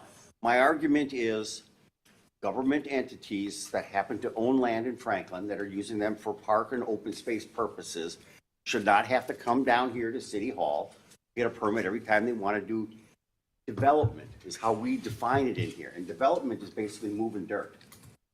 Okay? It's anything, including going out with the shovel. So I could argue that it's in here, but I think we need to somewhere come right out and state, as we did here in this resolution back in 2016, Good old days. notwithstanding anything to the contrary set forth in this ordinance, all public, federal, state, county, and city-owned streets, sidewalks, and trails construction shall not constitute development. Okay, so that should have been incorporated into the previous UDO. I'm not seeing it in here, and I'm just saying we need to do that. And it should be stated very straightforward at some point in here. I've got some suggestions for where, but let's move on. Correct. Okay. But we were supposed to be amending it. I don't know if it found its way into the UDO that they started with, but I'm not seeing it in here. So I found, yes, there's actually a couple of things you might want to make a copy of that. So that gives us the impetus for doing this. The rationale that the city started this, the forestry crews didn't want to have to come in and go through natural resource protection plans and all that for their day-to-day work. Agreed, nor should any other landowner that's in the government business. They've got better things to do with their time and their money. Franklin has fees, staff has to review this stuff and comment. We start dragging city forester into this the way the language is, and I just think that's overkill. They get to do what they want on Great their point. land. If it's a structure, if they're building something, a parking lot, a building, hell yeah. But to go out and manage raw natural resources on property that they own and usually have their own criteria for protecting them, we've got no business getting involved in that. That make sense? Yes, I like it. Good.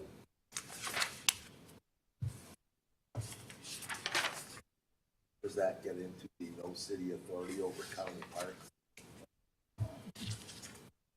Could be. Well, again, I still didn't see it in here, and I asked for it, but in other places, I've seen actual reference to county or state ordinances by number. I'm not seeing them in here, but I believe it is incorporated by reference. Yeah, we added retain from the existing ordinance the compliance section that is kind of state that it shall be in full compliance with other local, county, and state regulations. That is from the Right. current So that's code. sort of a blanket agreement.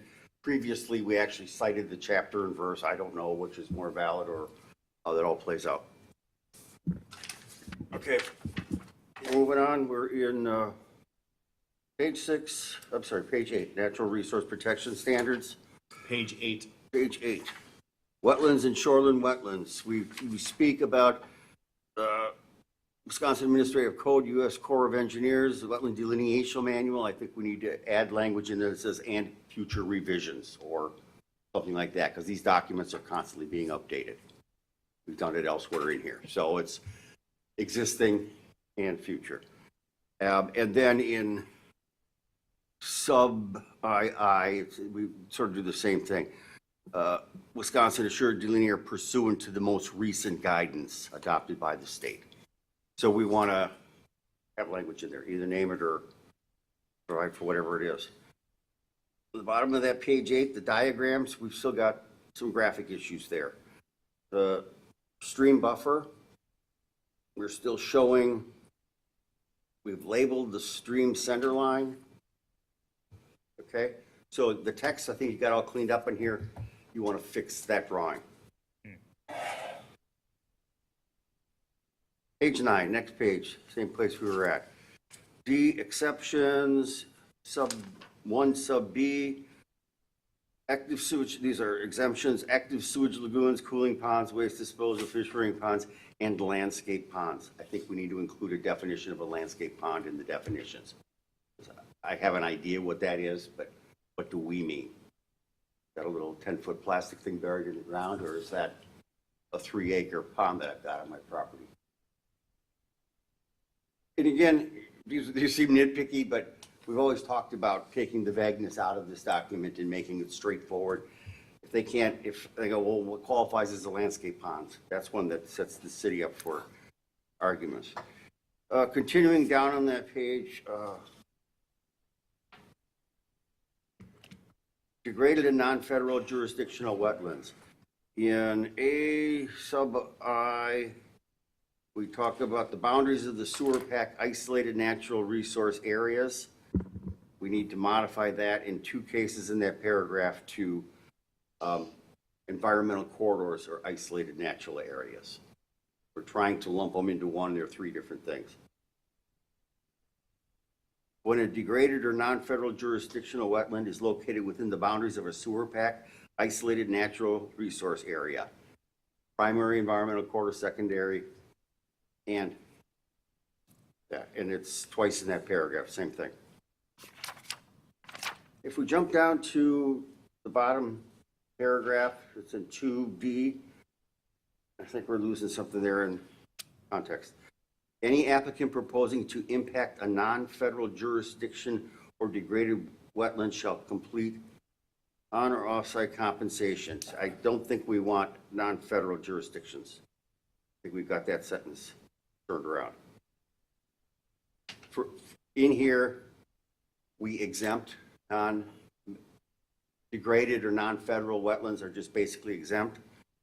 Any applicant proposing to impact a non-federal jurisdiction or degraded shall complete an on or off-site. I think we're trying to say the opposite thing. Right. Got it? Next page, right at the top.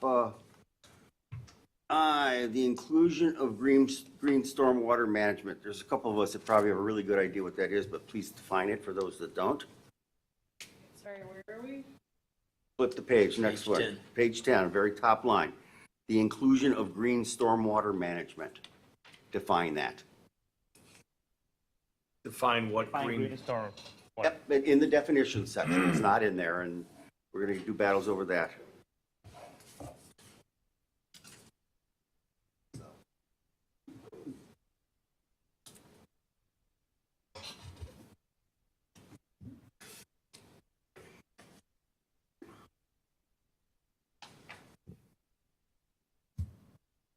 My suggestion is, this is in 15.703 on page 11, that paragraph, natural resource protection plan required, would be an excellent place to boldly state that other governments are exempt.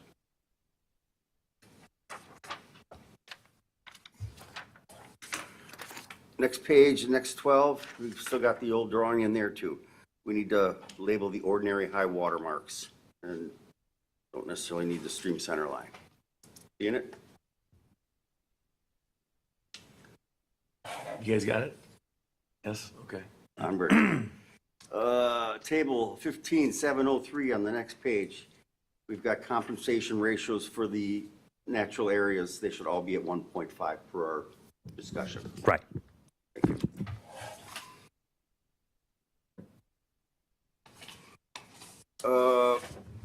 The city produces a document called the City of Franklin Natural Resource Protection Guidance. We need to have some language in there that says most recent version or what date that is somehow. Most current? Mm-hmm. Page 15, lakes and ponds. Direct impacts to lakes and ponds shall be contingent upon receipt by the city of permits from the Wisconsin DNR. We've got our language confused there. The city should be receiving copies of the permits that were provided to the applicant by those entities. As this reads, shall be contingent upon receipt by the city of permits. Copies of permits might clarify. You understand where I'm going with that one? The developer gets the permit. They need to provide the city the copies. This seems to imply that the city is applying for and getting those, but upon receipt by the city of permits. Got it? After grade schools. Institutional properties divided by public street or utility extensions on page 17. That's another place we want to weave in that parks language. You may.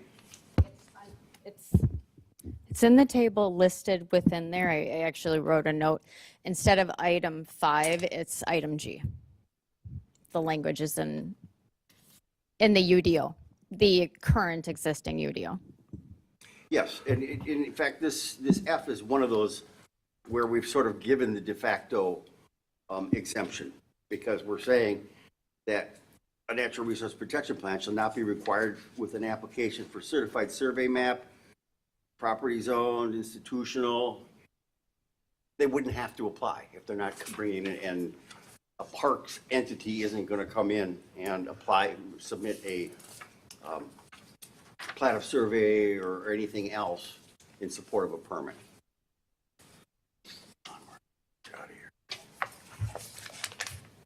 Really well done. I mean, all the stuff we've been throwing at you, you filtered through it and you got it all.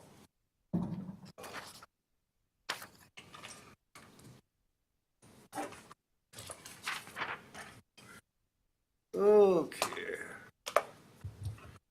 I'm in the definitions now, page 6. Page 6, definitions. Definitions. Page Article 6. Article definitions. 12. Article 12. Okay. Again, under developer, that's what's getting us into this quagmire with governmental entities, because we're considering governments owning parklands as being developers disturbing the land.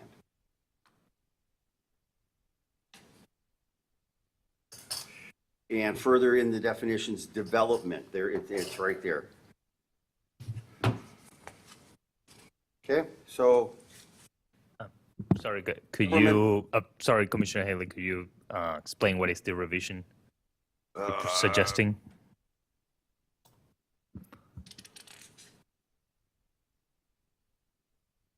it's under developer, it's not clear. This is a definition that would be used for a commercial developer, somebody who's building things. It's not necessarily applicable to a governmental entity. So why is a government entity a developer? Counselor? By nature, We're getting into this zone again. What about county parks? City has no authority over that? How many gazillion permits has county parks filed with the city of Franklin over the decades? unfortunately none, and we're looking at some enforcement actions. Chapter 47. No, there have been plenty. Milwaukee County. Here, there, everywhere, and there is a current Milwaukee County Parks coming up with, here's this statute, which I found in 1994, looked at for another municipality, and I know what it says, et cetera. But one of the other guys in the office with other municipalities and Ozaki County Corp Council for their county parks, et cetera, same thing. They're saying that overruns zoning and everything. And what I'm hearing, and I haven't gotten the work product on it yet, done, is that you cannot locally zone a county park. County can do whatever they want in that park. Agreed. I'm Right. asking that it be made clear in this document. Just clarification. That's my point. Right. So why not My just point. say somewhere within here that the city cannot place zoning restrictions on because I don't know that that's the correct answer. And it's under review right now, and it's not easy because there's no case law found on it, exactly on point. Brian Sadek in the office has pages and pages and pages of research on this, and he's working on it. But municipalities all over the southeastern Wisconsin area have been regulating zoning, et cetera, county parks, county properties. And all these changes that you're recommending would take that right away. However, it sounds like it's in the ordinance already, the existing ordinance. Then why is he changing it? He's not changing it. He's I'm asking for it to carry it forward and be in simple English language, like understandable, because, the average For person- example, 5th grade level. Make We- it easy. I had to look. we just reviewed tonight an application by Milwaukee County. Right. That's correct. And I've had a meeting with staff on this, including building inspection, engineering, et cetera, et cetera, et cetera. And it's under review. All I'm asking is that this document make it crystal clear to everyone. Everybody. Governmental entities and civilian citizens alike. How come they don't have to do this stuff? Because they're a Because government it says right in here. and they own it. and the I law. agree. Right, just make it simple language that they are exempt from, whatever. Yes.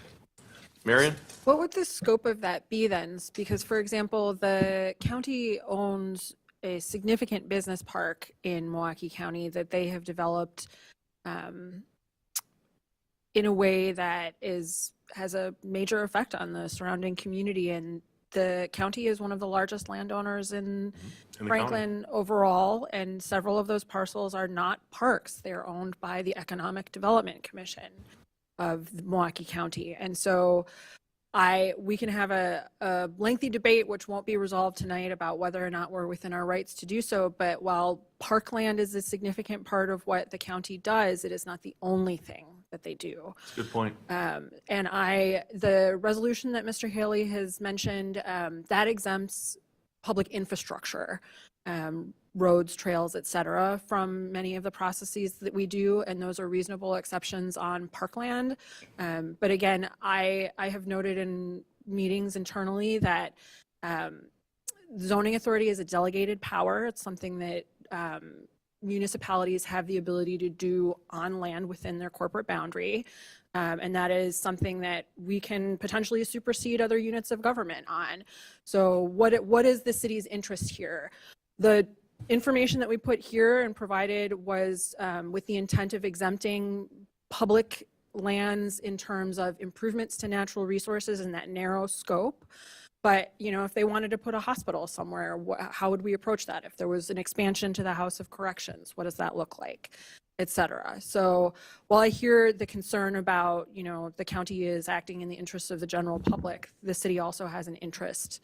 I want to make sure that that's. Well, we definitely want to protect the interest. For that example, let's say there was a House of Correction, whatever it's called now, it's simply called something different. But if there was an expansion, how would that have a negative impact on the surrounding neighbors, developments, whatever? So I think we had maybe somehow some sort of quick language in there that's if it's other than a green space parkland. Counselor? County park. County decides they're gonna put up a 4-story celebrations building. Weddings, special events, indoor, outdoor, et cetera, et cetera, et cetera. City has no say-so on that? No, we're missing something here.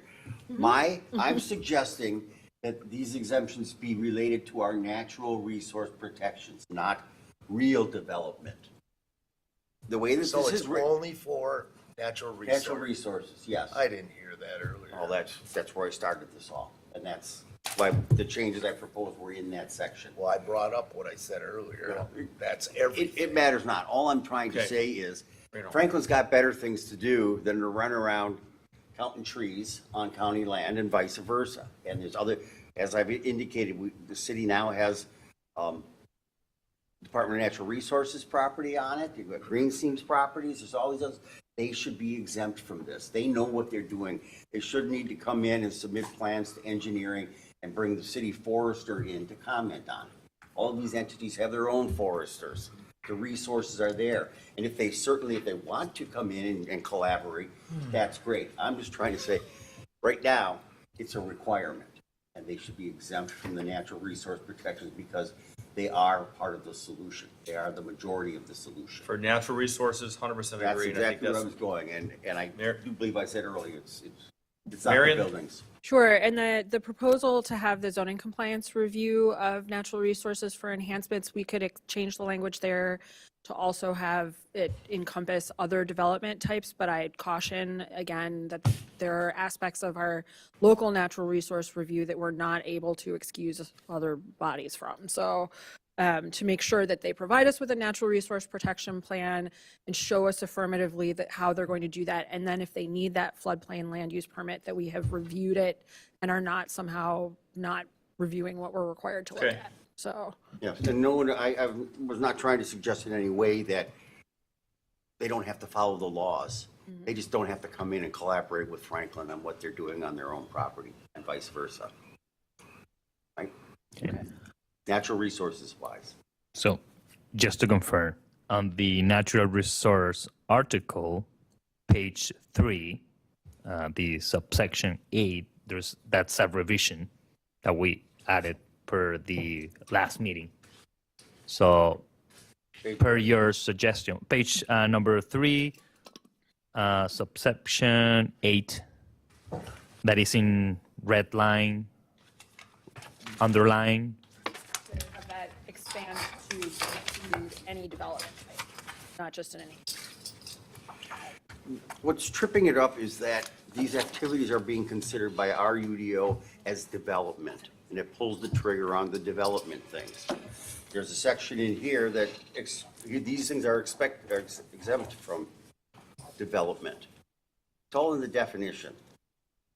Right, so So right if now, there's like a management or a woodland by the public entity, that will require the zoning compliance permit, correct? Not the NRSC, correct. correct? Okay, so are you suggesting to retain as is presented here? Or are you suggesting changes to this I'm saying draft? the city shouldn't even be concerned with it. If all they're doing is trimming trees, cutting trees, regrading, pulling invasive species, none of that needs to be regulated. It's all being done in compliance with DNR and federal regulations and floodplain issues. It's all there. There is no work that can be done in the floodplain without approval of the city of Franklin. I'm not I'll- suggesting that there are. Just floodplain ordinance is separate. Yeah. Floodplain ordinance is separate. So we're talking UDO. So Right. just to confirm that. And Yeah. that's what I'm trying to say. They don't get a get out of jail free card, but the county and the state should be able to make their own decisions about the day-to-day maintenance activities they make On on their their properties. property. They're the experts. Okay. And I don't think you guys have got time to waste reviewing things like that or dragging the city forester in. If they can get their state and federal permits, onward. Agreed. And agree, they should be coming in for any floodplain impacts. Those are important things to do. Got to comply with the law. We have a whole section in here in the definitions of exemptions. So where we, Add them to it. I'm done. hold on, Commissioner Speck, where, are you clear right now of the direction of Mr. Haley?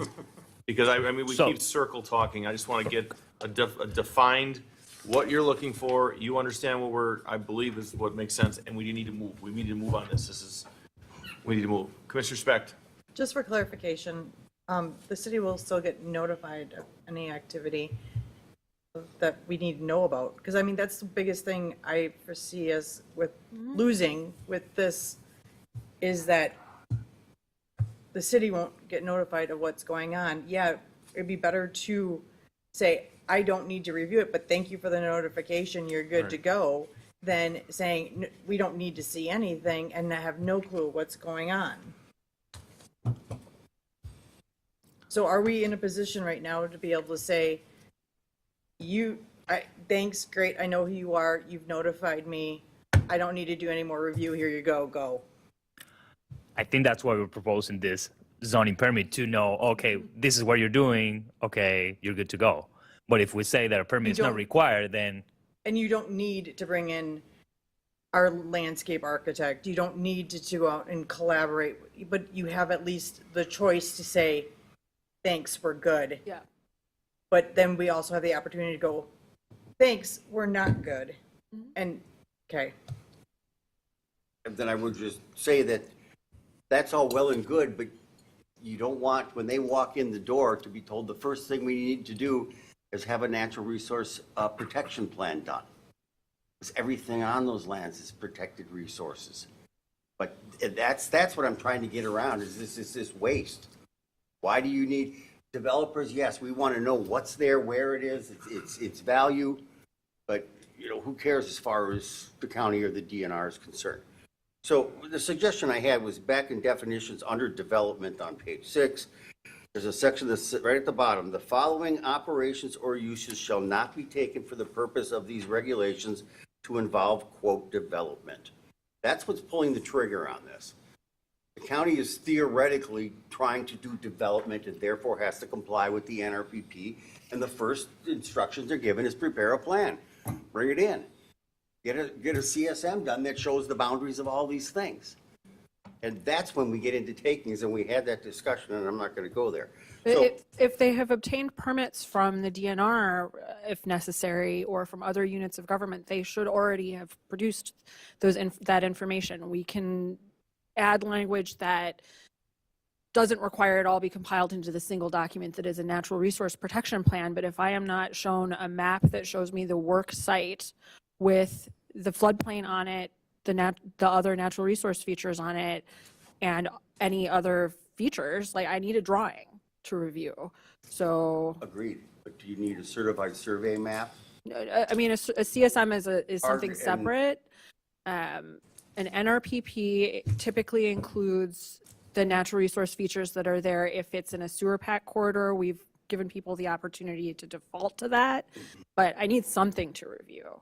So, and in this case, it would be like, where's the floodplain would be the major question with the area of work. A simple zoning permit application. That Here's is where what- we are, here's what we're proposing to do.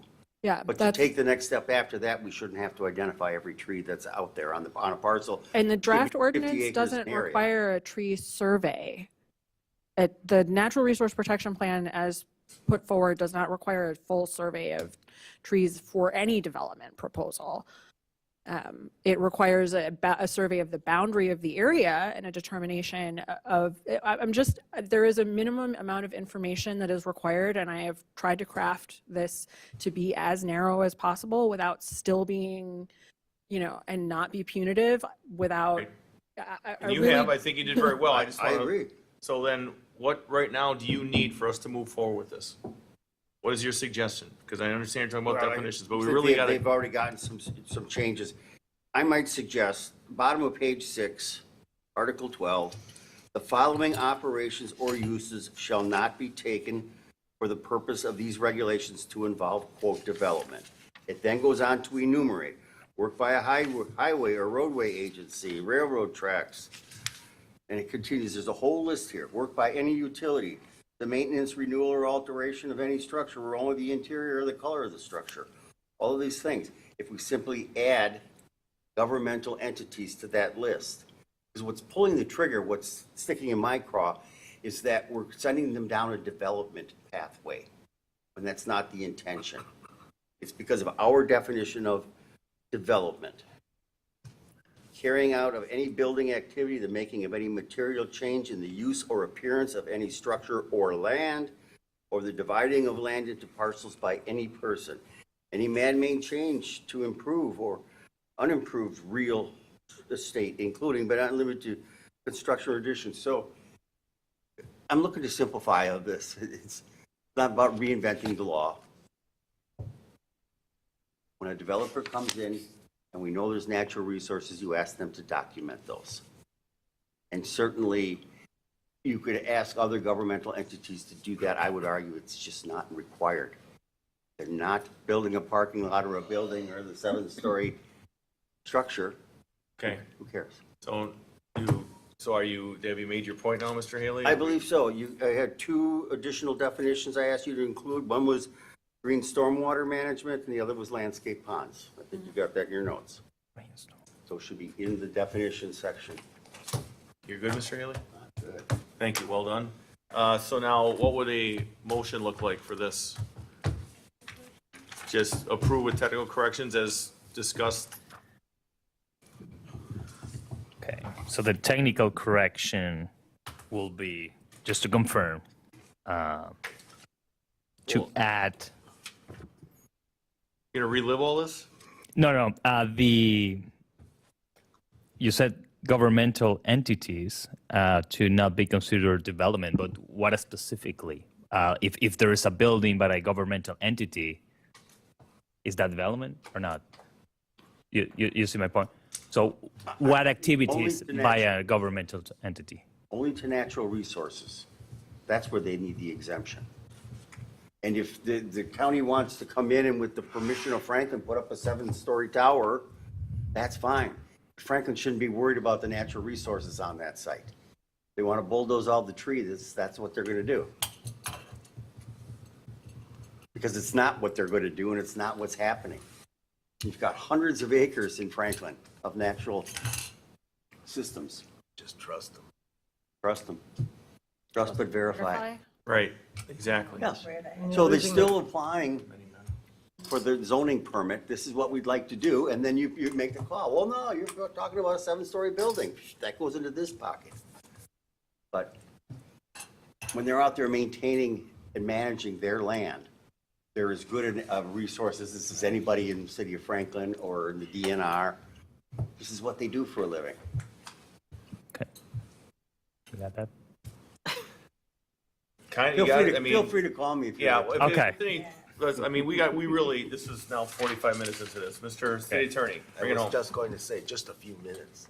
Yeah, With regard to a motion, with regard to this subject motion, approve, subject to changes of items as discussed on the record at the meeting and approved by staff upon further review.